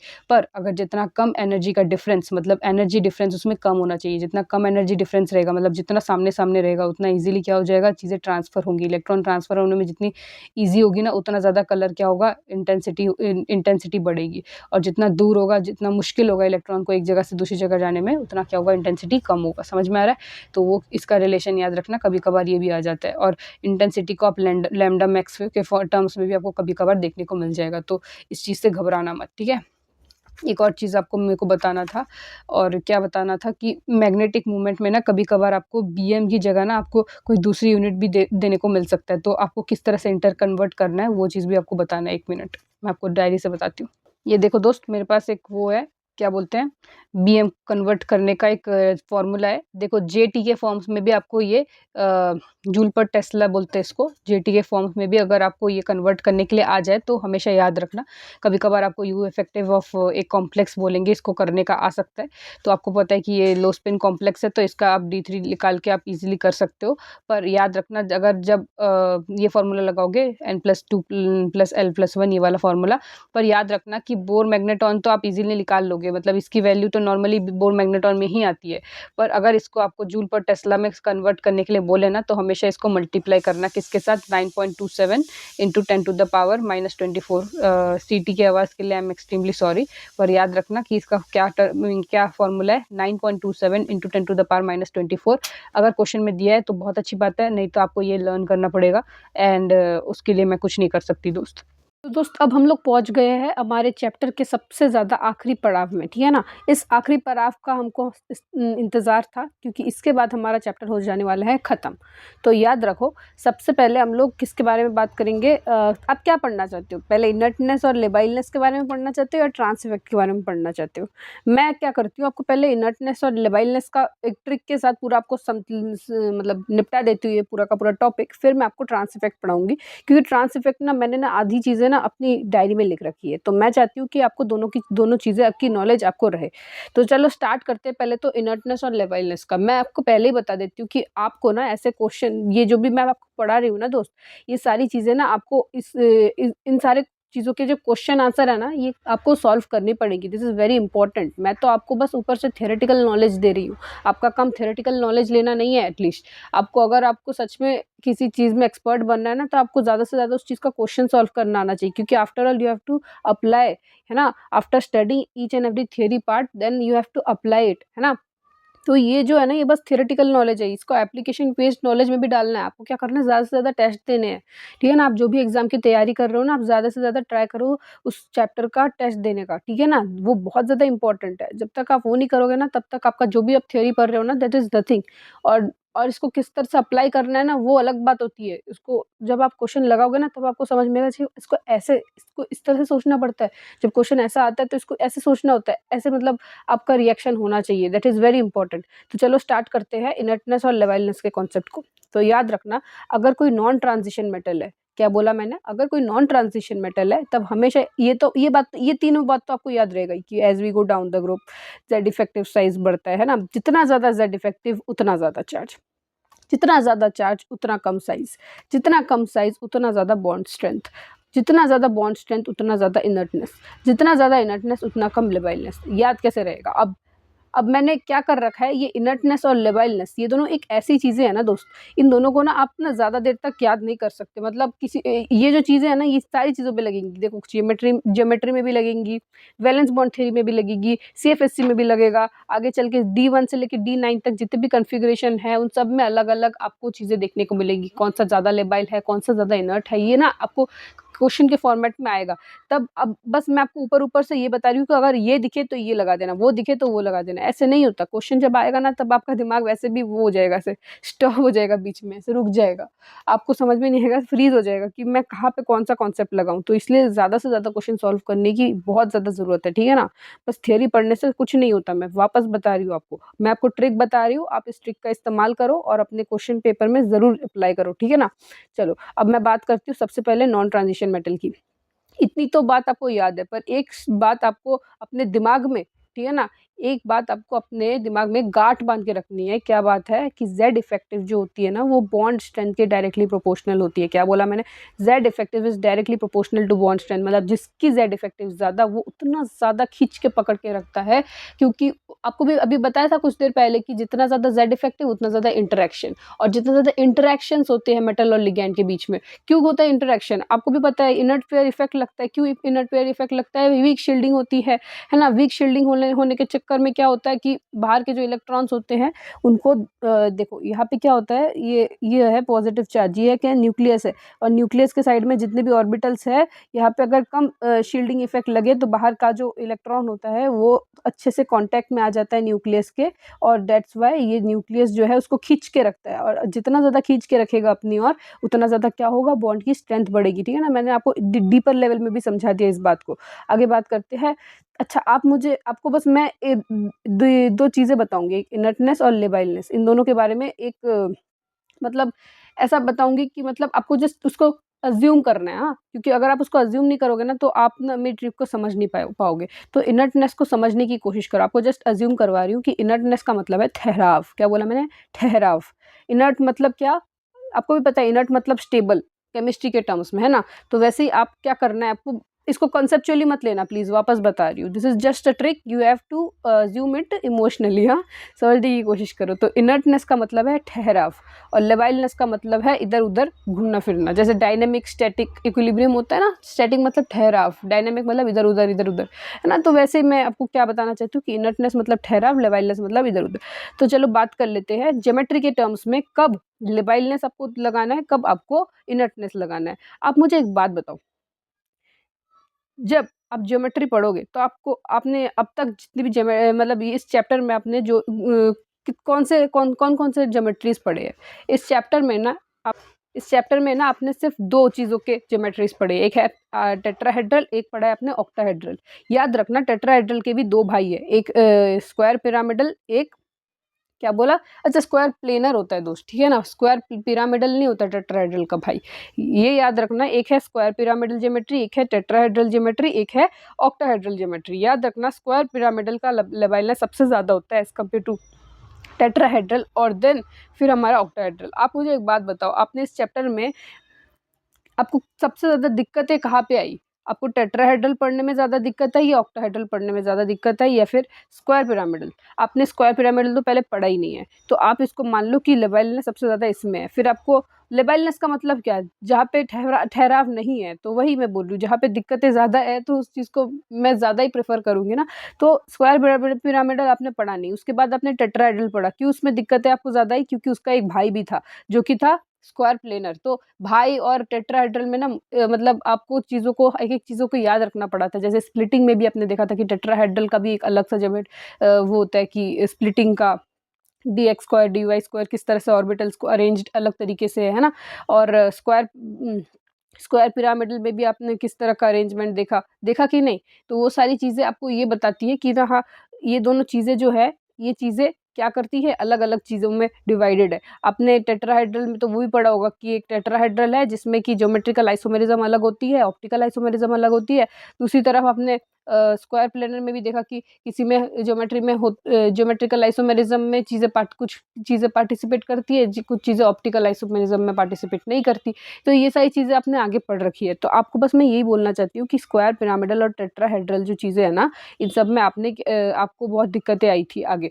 तो और ऑक्टाहेड्रल में आते-आते आपको ये बात तो पता चल गई थी, यहाँ पे तो दोनों चीज़ें वैलिड होती है। तो वही चीज़ मैंने बताया कि लेबाइलनेस और आप इनर्टनेस की तरफ बढ़ते रहोगे। जितना आप आप स्क्वायर पिरामिडल से ऑक्टाहेड्रल की तरफ पहुँचोगे, उतना ज़्यादा आप लेबाइलनेस से इनर्टनेस की तरफ बढ़ते रहोगे, मतलब उतना ज़्यादा ठहराव की तरफ बढ़ते रहोगे। समझ में आ रहा है? यहाँ पे ना आपका दिमाग खुद ज़्यादा सोच रहा था कि किसको क्या दे, और ऑक्टाहेड्रल का स्प्लिटिंग भी कितना सिंपल आपको ये भी बताया गया है कि ना, मतलब ऑक्टाहेड्रल को देख के आप सारे के सारे का स्प्लिटिंग भी निकाल सकते हो। तो कितनी अच्छी बात है ना चीज़ों को याद करने का। चलो अब बात कर लेते हैं वैलेंस बॉन्ड थ्योरी के बारे में। ऑर्बिटल कॉम्प्लेक्स, आपको पता है इनर ऑर्बिटल कॉम्प्लेक्स का मतलब इनर, अंदर की तरफ d स्क्वायर sp3 होगा, और आउटर मतलब बाहर की तरफ d स्क्वायर होगा।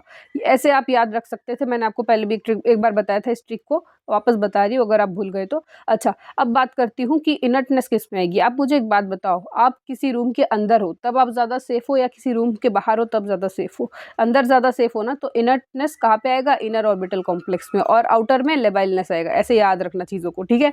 CFSC देखो, आफ्टर ऑल ना आपके दिमाग में ना ये सारी चीज़ें होनी चाहिए कि कब क्या होगा, ठीक है।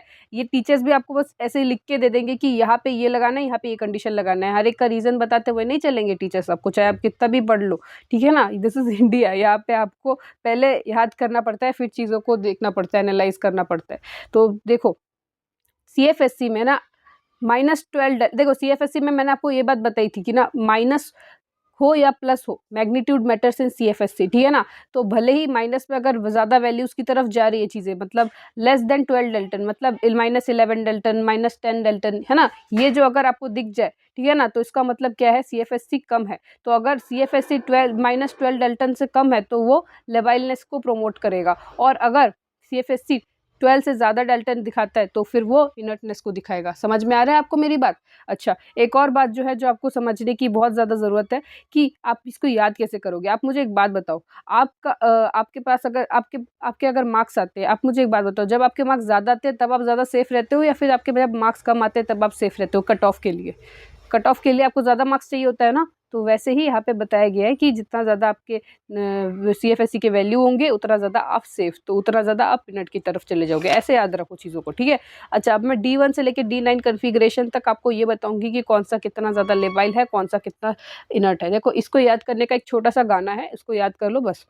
गाना कुछ नहीं है ऐसा, बस यही मैं बड़ा चढ़ा के चीज़ों को बता रही हूँ, ऐसा कुछ नहीं है। देखो, D1 D2 फिर D3 लिखो, फिर D4 लिखो, D6 लिखो। क्या बोला मैंने? पहले D1 D2 को लिखो, फिर D3 को अलग से लिखो, फिर D4 से D6 तक लिखो, फिर D7 लिखो, फिर D8 लिखो, फिर D9 लिखो। तो अब मैं क्या बता रही थी आपको कि देखो, आपको ये कैसे याद रखना है कि ये यहाँ तक ही लिखना है, D6 तक याद रखो। पहले आप देखो, ऐसे भी लिख सकते हो, पीछे से स्टार्ट करो, चलो वही बेस्ट रहेगा। D9 लिखो, फिर D8 लिखो, फिर D7 लिखो, ठीक है। इसको लिखने के बाद फिर क्या करो, क्या बोला मैंने, लास्ट से स्टार्ट करो, D9 लिखो, D8 लिखो, D7 लिखो, नीचे वाले रो में लिखना। हाँ, ऊपर वाले रो में क्या लिखोगे आप, बाकी जितना भी बचा है, ठीक है ना, D1 से D2, फिर D4 से D6 और बीच में D3 लिख दो, ठीक है, समझ में आया। अब क्या करना है आपको बस एक गाना याद रखना है। क्या गाना है, labile inert labile, labile inert labile. क्या बोला मैंने, labile inert labile, labile inert labile. Simple, देखो बहुत सिंपल है ये, ठीक है ना। अगर आप इतना भी कर लेते हो ना तो आप इजीली पता कर लोगे कि किस कॉन्फ़िगरेशन में आपको क्या रखना है, क्योंकि कभी कभार ये सब चीज़ें आ जाती है, अचानक उठ के आएगा, आपको पता भी नहीं चलेगा, ठीक है ना। कभी कभार तो आती ही नहीं है, फिर आपको लगेगा फालतू में याद किया था मैंने। तो इसलिए आपका काम है जितना जल्दी ट्रिक के थ्रू याद करके चीज़ों को निपटा दोगे उतना ज़्यादा बेस्ट रहेगा आपके लिए। तो याद रखो कि D1 से लेकर D2 कॉन्फ़िगरेशन जो भी है वो सारे लेबाइल है, D3 वाले स्ट्रांगली इनर्ट है और D9 वाला स्ट्रांगली लेबाइल है, ठीक है ना। ये दोनों भी बहुत इंपॉर्टेंट है। अब यहाँ पे देखो, D4 से जब D6 में आप जाओगे ना तब आपको एक हाई स्पिन कॉम्प्लेक्स दिखेगा, एक लो स्पिन कॉम्प्लेक्स दिखेगा। ये चीज़ मैंने आपको आगे भी बताया था, यहाँ पे भी वो चीज़ एप्लीकेबल है। देखो यहाँ पे आपको स्पिन नहीं देखना, यहाँ पे आपको पेयरिंग वाला कॉन्सेप्ट नहीं लगाना, जो आपको मैंने पहले बताया था कि वहाँ पे अगर लो स्पिन हुआ तो पेयरिंग होगा, हाई स्पिन हुआ तो पेयरिंग नहीं होगा। नहीं, यहाँ पे नहीं लगाना, यहाँ पे वो इनर्ट और लेबाइलनेस के बारे में बात कर रहे हैं। तो याद रखना अगर हाई स्पिन हुआ, ठीक है ना, तो हाई स्पिन होते वक्त क्या होगा, अब स्पिन ज़्यादा है भाई, इतना ज़्यादा स्पिन है तो चीज़ें इधर से उधर होती रहेंगी ना, इलेक्ट्रॉन्स इधर से उधर मूव करता रहेगा, तो वो लेबलनेस को प्रमोट करेगा। और अगर लो स्पिन रहा तो मतलब पेयरिंग हो रखी है, तो पेयरिंग होगा तो वो ज़्यादा इलेक्ट्रॉन्स ज़्यादा उथल पुथल नहीं करेंगे, तो वो चीज़ें स्टेबल हो जाएंगी, तो इनर्ट की तरफ है। तो ऐसे आप चीज़ों को याद रख सकते हो। एक वाटर एक्सचेंज रिएक्शन का भी आपको एक बता देती हूँ कि अगर आपको कोई 4 कॉम्प्लेक्स दे रखे हैं और उसमें H2 भी अटैच्ड है और फिर आपको बताया गया है कि कौन सा वाटर एक्सचेंज रिएक्शन ज़्यादा जल्दी कर सकता है, तो ये वाला एक क्या है ट्रिक आप याद कर लो, कुकर जर्मन फीकोनिकू फिकोनी, ठीक है ना, आगे CR लगा देना आगे। अब देखो क्या है, क्या बोला मैंने, कुकर, कुकर होता है ना, कुकर, कुकर मतलब जिसमें जिसे सीटी बजता है यार, वो वाला कुकर जिसमें खाना बनता है, ठीक है ना, वो वाला कुकर, कुकर। और ये जनमन, ठीक है ना, जनमन जनगण मन वाला जनमन, ठीक है ना, जनमन फी को नी CR, ठीक है ना। अब CR जो 2+ था वो यहाँ पे 3+ होता है, यहाँ पे बस एक डिफरेंस ये देख लोगे आप, सब में 2+, बस CR 3+ जो होता है वो सबसे स्लोएस्ट रेट दिखाता है वाटर एक्सचेंज रिएक्शन में। तो वही चीज़ यहाँ पे मैंने बताई है, ठीक है ना। अब लास्ट में हम पढ़ लेते हैं ट्रांस इफेक्ट सीरीज, जो कि हमारा पूरा लास्ट टॉपिक है। बाकी ये जो था ये मैंने आपको बता दिया ADTA का। अब ये समझ लो कि ट्रांस इफेक्ट सीरीज क्या चीज़ है, ठीक है ना। मैं इसके लिए डायरी निकालती हूँ पहले। हाँ, तो देखो दोस्तों, मेरे पास डायरी आ चुकी है, जिस डायरी में मैंने एक एक चीज़ें एक्सप्लेन कर रखी है ट्रांस इफेक्ट से रिलेटेड, ठीक है ना। तो चलो स्टार्ट करते हैं ट्रांस इफेक्ट को समझना। तो देखो, ट्रांस इफेक्ट जो होता है ना, वो आप कहाँ पे पढ़ते हो, स्क्वायर प्लेनर कॉम्प्लेक्स में। किसमें, स्क्वायर प्लेनर कॉम्प्लेक्स में, ठीक है ना। ये और कहीं पे अप्लाई नहीं होगा, स्क्वायर प्लेनर में मतलब टेट्राहेड्रल के भाई के साथ के भाई में अप्लाई होगा, ठीक है ना। टेट्राहेड्रल में भी अप्लाई नहीं होगा, ठीक है। तो मतलब स्क्वायर प्लेनर मतलब 4 लिगेंड्स एक ही प्लेन में जब अटैच रहते हैं, ठीक है ना। अब ये ट्रांस इफेक्ट बताता क्या है, देखो ट्रांस इफेक्ट ये बताता है कि कौन सा लिविंग ग्रुप को हमको निकालना है किसी लिगेंड से, ठीक है ना। वो चीज़ जो है वो ट्रांस इफेक्ट बताता है, ठीक है ना। अच्छा, यहाँ पे क्या लिखा हुआ है, the choice of leaving group will be decided with ligand attach trans to it. जो भी लिगेंड किसी पर्टिकुलर लिगेंड, जो जिस लिगेंड को निकालना है उस लिगेंड के ट्रांस में अगर कोई लिगेंड प्रेजेंट है तो वो लिविंग ग्रुप ये डिसाइड करता है कि किसको निकलना है, ठीक है ना। आप अगर चीज़ों को नहीं समझ पा रहे तो मैं आपको ये बता देती हूँ कि जैसे कि ये हमारे पास क्या है, ये हमारे पास स्क्वायर प्लेनर कॉम्प्लेक्स है। अब इसमें जो है ये, इसमें से मान लो कि चलो x को हमको निकालना है, तो मतलब यहाँ पे ये जो x निकल रहा है, ये चॉइस हमको कहाँ से मिला, ये हमको यहाँ से मिला कि इसके ट्रांस में कौन सा लिगेंड अटैच्ड है। समझ में आया आपको? अच्छा, अभी भी नहीं समझ में आया तो भी टेंशन मत लो, आगे और चीज़ें हैं समझने के लिए, तो आप एक अटेम्प्ट पे अटेम्प्ट लगाओ समझने का आपको और मैं क्या ही बताऊँ। चलो, अब मैं आपको क्या कर सकती हूँ, ये बता सकती हूँ कि ट्रिक क्या है समझने का। देखो, यहाँ पे जो लिगेंड है एल डैश है ना, ये एल डैश की जो ट्रांस इफेक्ट की जो वैल्यू है, मतलब ये जो एल डैश है ना, ये जिसका ज़्यादा होगा मतलब उसका ट्रांस इफेक्ट ज़्यादा होगा, ठीक है ना। अब ये जो एल डैश है, ये इस एल डैश से आपको ये पता चलेगा कि सबसे ज़्यादा ट्रांस इफेक्ट जिसमें है वही इस उसके साथ में अटैच जो ट्रांस में जो अटैच ग्रुप है ना उसको निकाल सकता है। समझ में आ रहा है आपको मेरी बात? देखो, यहाँ पे क्या है ना, एक एल है एक एल डैश है। अब जो एल डैश होगा ना वो क्या कर सकता है, अब एल डैश और एल में ना ट्रांस इफेक्ट किसकी ज़्यादा है, जिसकी ट्रांस इफेक्ट ज़्यादा उसका ही ट्रांस वाला जो ग्रुप है उसको निकालने की कैपेसिटी ज़्यादा। समझ में आया मेरी बात? अच्छा, अब ट्रांस इफ़ेक्ट जो है वो सबसे ज़्यादा किसका होगा? अब वो कैसे समझ में आएगा आपको? चीज़ों को समझने की कोशिश करो वापस। देखो, अब मैं आपको एक लिस्ट बताऊँगी जो वो ये बताता है आपको, ठीक है? आप इसको टेंशन मत लो अगर समझ में ना भी आए हो, आगे मेरे पास क्वेश्चंस भी है, उसके थ्रू आपको मैं अप्लाई करना सिखाऊँगी। मैं इस डायरी में सब कुछ लिखा हुआ है, तो आप चिंता मत करो। तो आप समझने में ज़्यादा फ़ोकस करो। तो देखो, मैं आपको एक सीरीज़ बताऊँगी, जिस सीरीज़ से आपको ये पता चलेगा कि कौन-सा लिगैंड जो है वो सबसे ज़्यादा ट्रांस इफ़ेक्ट शो करता है, और जो लिगैंड सबसे ज़्यादा ट्रांस इफ़ेक्ट शो करेगा उसके साथ अटैच जो ग्रुप होगा ट्रांस में, वो निकलने की कैपेबिलिटी ज़्यादा रखेगी। तो वो ज़्यादा अच्छा लीविंग ग्रुप होगा। समझ में आया मेरी बात? अच्छा, अब देखो, ये है हमारे पास ऑर्डर। अब इसको समझने की कोशिश करो। क्या है ऑर्डर हमारा? CnCoNO क्या है? सोनू को नूरी। सोनू मतलब Cn, को मतलब को, नूरी मतलब NO, नूरी से नहीं एलिज़ा से प्यार। एलिज़ा मतलब ये क्या है? C2H5। C2H5 है हमारा इथेन। तो इथेन को हमने क्या लिख रखा है? इथीन को हम इथेन है, सॉरी। इथेन को हमने क्या लिख रखा है? एलिज़ा, ठीक है ना? PR3 को हमने प्यार लिख रखा है, और H को है। तो हम क्या, हमारा ट्रिक क्या होगा? सोनू को नूरी से नहीं एलिज़ा से प्यार है। क्या बोला मैंने? सोनू को नूरी से नहीं एलिज़ा से प्यार है। आगे क्या है? C6H5 NO2 I मतलब C6H5 मतलब pH, ठीक है ना? pH को आप फिर भी बोल सकते हो। फिर नहीं आए, I मतलब आए, ठीक है ना? नहीं मतलब NO2, ठीक है ना? कौन नहीं आए? सचिन ब्रो। SCN मतलब सचिन, ब्रो मतलब BR, कल, कल मतलब Cl, PY मतलब प्यार, मतलब प्यार यहाँ पे दो है, ठीक है ना? याद रखना, PR वाला प्यार पहले आएगा और PY वाला प्यार बाद में आएगा। और एक और PY से, PH से अभी आप कंफ्यूज हो सकते हो, ये PH फिर के लिए होता है। आगे क्या बोला है? कौन नहीं आया फिर? सचिन ब्रो नहीं आए, तो उसको क्या मिलेगा? उनको प्यार नहीं, कल प्यार नहीं, नहीं मतलब NH3, उन्हें देंगे, उन्हें मतलब OH मतलब उन्हें देंगे पानी, पानी मतलब H2O। समझ में आया चीज़ों को? आप इसको 2-3 बार अगर देख लोगे इस ट्रिक को, तो आप इज़िली याद कर पाओगे। क्या बोला मैंने? सोनू को नूरी से नहीं, एलिज़ा से प्यार, फिर नहीं आए, सचिन ब्रोकल, प्यार नहीं, ठेंगा मिलेगा। आई एम सॉरी, ठेंगा नहीं, उन्हें देंगे पानी। तो ठीक है ना? ऐसे भी आप याद कर सकते हो, ठीक है? अच्छा, सोनू को CN बोलते हैं, क्या किसको क्या बोलते हैं, एक बार मैंने बता दिया है, उसको एक बार और रिकॉल कर लेना आप चीज़ों को। अब मैं एग्ज़ाम्पल की ओर शिफ्ट होती हूँ, क्योंकि अब हमारे पास ज़्यादा टाइम नहीं है। इस चैप्टर को एंड करने की हमको बेसब्री है बहुत कब से। तो चलो इसको ख़त्म करने की कोशिश करते हैं। तो सबसे पहला एग्ज़ाम्पल है PTCl4 2-। अब यहाँ पे स्क्वायर प्लेनर कॉम्प्लेक्स है कि नहीं, उसको ढूँढते हुए मत बैठ जाना। पहले ही बता रही हूँ, प्लैटिनम के ज़्यादातर कॉम्प्लेक्स जो होते हैं ना, वो स्क्वायर प्लेनर होते हैं, और एग्ज़ाम में भी आपको पता होना चाहिए कि ऐसे जब कॉम्प्लेक्स दिख जाए ना, तो आप ऐसे स्क्वायर प्लेनर है कि नहीं, वो उसका ज्योमेट्री निकालते हुए मत बैठ जाना। अगर निकालना है तो फिर तो भी आप निकाल सकते हो, ऐसा कुछ खास नहीं है। बट ये समझने की कोशिश करो कि अब हमारे पास PTCl4 है, हाँ? अब देखो कैसे निकालना है। अब आपको पता है ना, नहीं पढ़ोगे तो पिटोगे लिखा होता है, और फिर भी आपको बता देती हूँ, नहीं पढ़ोगे तो पिटोगे, तो मतलब वो 3D सीरीज़ का नहीं है पार्ट, ठीक है ना?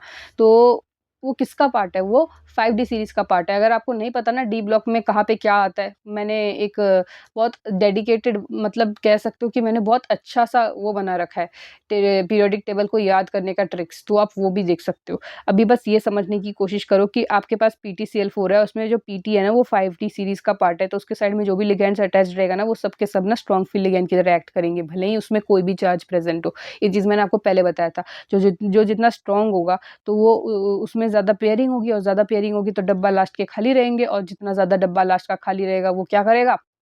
DsP3 DsP2 ज़्यादा दिखाएगा या sp3d दिखाएगा? ऑब्वियसली एक डी अगर खाली है तो डी से स्टार्ट होगा चीज़ें, तो फिर ज्योमेट्री क्या होगी? DsP2 होगी, और जिसकी ज्योमेट्री DsP2 हुई, वो क्या होगा? वो हमारा स्क्वायर प्लेनर कॉम्प्लेक्स हो जाएगा दोस्त, होगा कि नहीं? तो अब इससे आपको क्या समझ में आ रहा है कि ये एक स्क्वायर प्लेनर कॉम्प्लेक्स है। अच्छा, अब आप आगे, तो अगर स्क्वायर प्लेनर कॉम्प्लेक्स है और आपको ये बताया गया कि इसको NH3 के साथ रिएक्ट करवाया जाए, तो आपको क्या देखने को मिलेगा? तो मतलब यहाँ पे बेसिकली यही बताया गया कि इस कॉम्प्लेक्स में से किसी एक को निकालना पड़ेगा, और उसमें क्या लगाना पड़ेगा? NH3 निकालना पड़ेगा। एज़ यू नो कि चारों के चारों जो लिगेंड्स है वो सब सेम ही है, तो आपको किसी एक को निकालना पड़ेगा, यहाँ पे कोई ट्रांस इफेक्ट का कॉन्सेप्ट नहीं लगेगा। तो याद रखना कि किसी एक को, चलो मैंने निकाल दिया ये वाला Cl को। अब क्या आता है आगे, भी यहाँ पे NH3 बोला गया है। अब आपको ट्रांस इफेक्ट का कॉन्सेप्ट लगाना है, क्योंकि अब यहाँ पे एक NH3 है, एक Cl है। अब आपको देखना पड़ेगा कि किसका ट्रांस इफेक्ट ज़्यादा, जिसका ट्रांस इफेक्ट ज़्यादा, उसका उसके साथ जो ग्रुप ट्रांस में अटैच्ड है उसका लिविंग ग्रुप होने की कैपेसिटी ज़्यादा। समझ में आया आपको? अब जो यहाँ पे है Cl और NH3, अब वापस ट्रिक को रिकॉल करो। सोनू को नूरी से नहीं, एलिजा से प्यार। चलो इसमें तो आपको पता चल गया कि इसमें तो है ही नहीं हमारा NH3 और Cl, तो नेक्स्ट वाले में होगा। फिर नहीं आई सचिन ब्रो कल, प्यार नहीं उन्हें देंगे पानी। तो देखो कल और नहीं, तो कल और नहीं में से सबसे ज्यादा कौन? कल। तो सबसे ज्यादा ट्रांस इफेक्ट किस में ज्यादा? Cl में, ठीक है ना। तो Cl में अगर Cl में ट्रांस इफेक्ट ज्यादा, तो इसका मतलब क्या कि Cl के साथ जो ग्रुप ट्रांस में अटैच्ड है उसकी जो लिविंग ग्रुप होने की कैपेसिटी है वो ज्यादा होनी चाहिए। समझ में आ रही है आपको मेरी बात? तो यहाँ पे जो Cl है ना वो सबसे जल्दी निकलने की कोशिश करेगा, तो यहाँ ये वाला Cl को आप निकाल दो। निकल गया ये Cl, ठीक है ना। अब अगर यहाँ पे Cl निकल गया तो यहाँ पे क्या अटैच होगा? NH3 अटैच होगा। तो देखो आपको चलो यहाँ पे नहीं अटैच किया मैंने, मतलब कहने का मतलब ये कि एडजेसेंट NH3 अटैच्ड होंगे, तो यहाँ पे मैंने एडजेसेंटली NH3 अटैच कर लिया। तो ये कौन सा प्लेटिन हुआ हमारा? सिस हुआ या ट्रांस हुआ? ये हमारा सिस प्लेटिन हुआ। और आपको भी पता है सिस प्लेटिन क्या है हमारा? ये हमारा एंटी कैंसर ड्रग है। ये एक ऐसा ड्रग है जो आपको कैंसर से लड़ने की शक्ति देता है। चलो ये ऐसा, मतलब मैं मजाक नहीं उड़ा रही, बस मैं ऐसे ही बता रही हूँ कि आप ऐसे याद कर सकते हो। चलो आगे बात करती हूँ मैं ये PTNH4 NH3 2 प्लस का। चलो इसमें अगर आपने चलो इसको आप अरेंज कर लो PTNH3 को, और फिर इसमें Cl माइनस ऐड करो। आपको पता है पहले तो चारों के चारों ग्रुप सेम है, तो इसमें किसी एक को भी निकाल दो तो भी चलेगा। फिर क्या करना है, जब Cl आ जाए तो फिर ट्रांस इफेक्ट का कॉन्सेप्ट लगाओगे। आपको पता है कि ट्रांस इफेक्ट में Cl ज़्यादा ट्रांस इफेक्ट शो करता है या NH3 ज़्यादा करता है? आपको पता है, अभी बताया मैंने, कल ज़्यादा करता है नहीं से। तो Cl ज़्यादा अगर करेगा तो Cl के साथ जो अपोजिट में, मतलब जो उसके ट्रांस में जो ग्रुप अटैच्ड है वो ज़्यादा लिविंग ग्रुप रखने की कैपेसिटी दिखाएगा, तो ये वाला NH3 निकल जाएगा और यहाँ पे क्या अटैच होगा? Cl माइनस अटैच होगा, और उसके साथ साथ हमारा जो कंपाउंड दिख के आएगा वो क्या होगा? हमारा ट्रांसप्लेटिन। समझ में आया आपको मेरी बात? चलो अब हमारा एक लास्ट क्वेश्चन रह जाता है, इसको अगर आप समझ गए तो हमारा आधे से ज़्यादा चैप्टर खत्म हो गया। तो चलो इस चीज़ को भी एक बार समझ लो, बस फिर हमारा पूरा काम खत्म, ठीक है ना। तो क्या बोलना चाहती हूँ मैं, ये है हमारा लास्ट क्वेश्चन, ठीक है ना। तो चलो ये है PTCl4 2 माइनस, ठीक है। आपको पता है कि चारों PTCl मतलब चारों Cl एक साथ कनेक्ट हो गए, उसमें से एक निकाल दिया, NO2 उसमें चिपका दिया, इतना तो आपको आ ही गया। तो इस यहाँ तक तो आपको आ गया, तो मेरे को वो स्टार्टिंग से करने की कोई ज़रूरत पड़ी नहीं, क्योंकि इतने तो आप हो गए समझदार। तो आगे आपको क्या करना है, NH3 अटैच करना है। अब NH3 कहाँ पे अटैच होगा अब समझो। अब NO2 ज़्यादा बड़ा है या फिर Cl, मतलब इन दोनों में सबसे ज्यादा ट्रांस इफेक्ट कौन शो करता है? आपको मैंने पहले ही भी बताया था, एलिजा को नूरी से नहीं, किससे प्यार है? एलिजा से प्यार है।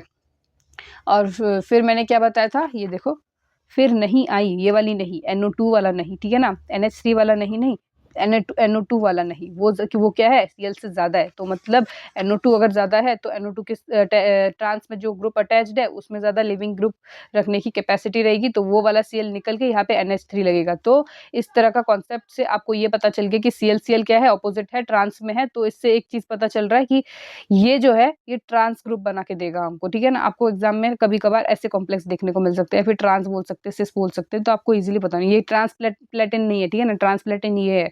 ओके, तो इसके साथ साथ आपका ये पूरा चैप्टर होता है खत्म, और यहाँ पे हमने कर दिखाया इस कोऑर्डिनेशन केमिस्ट्री को over. So thank you very much for watching this video.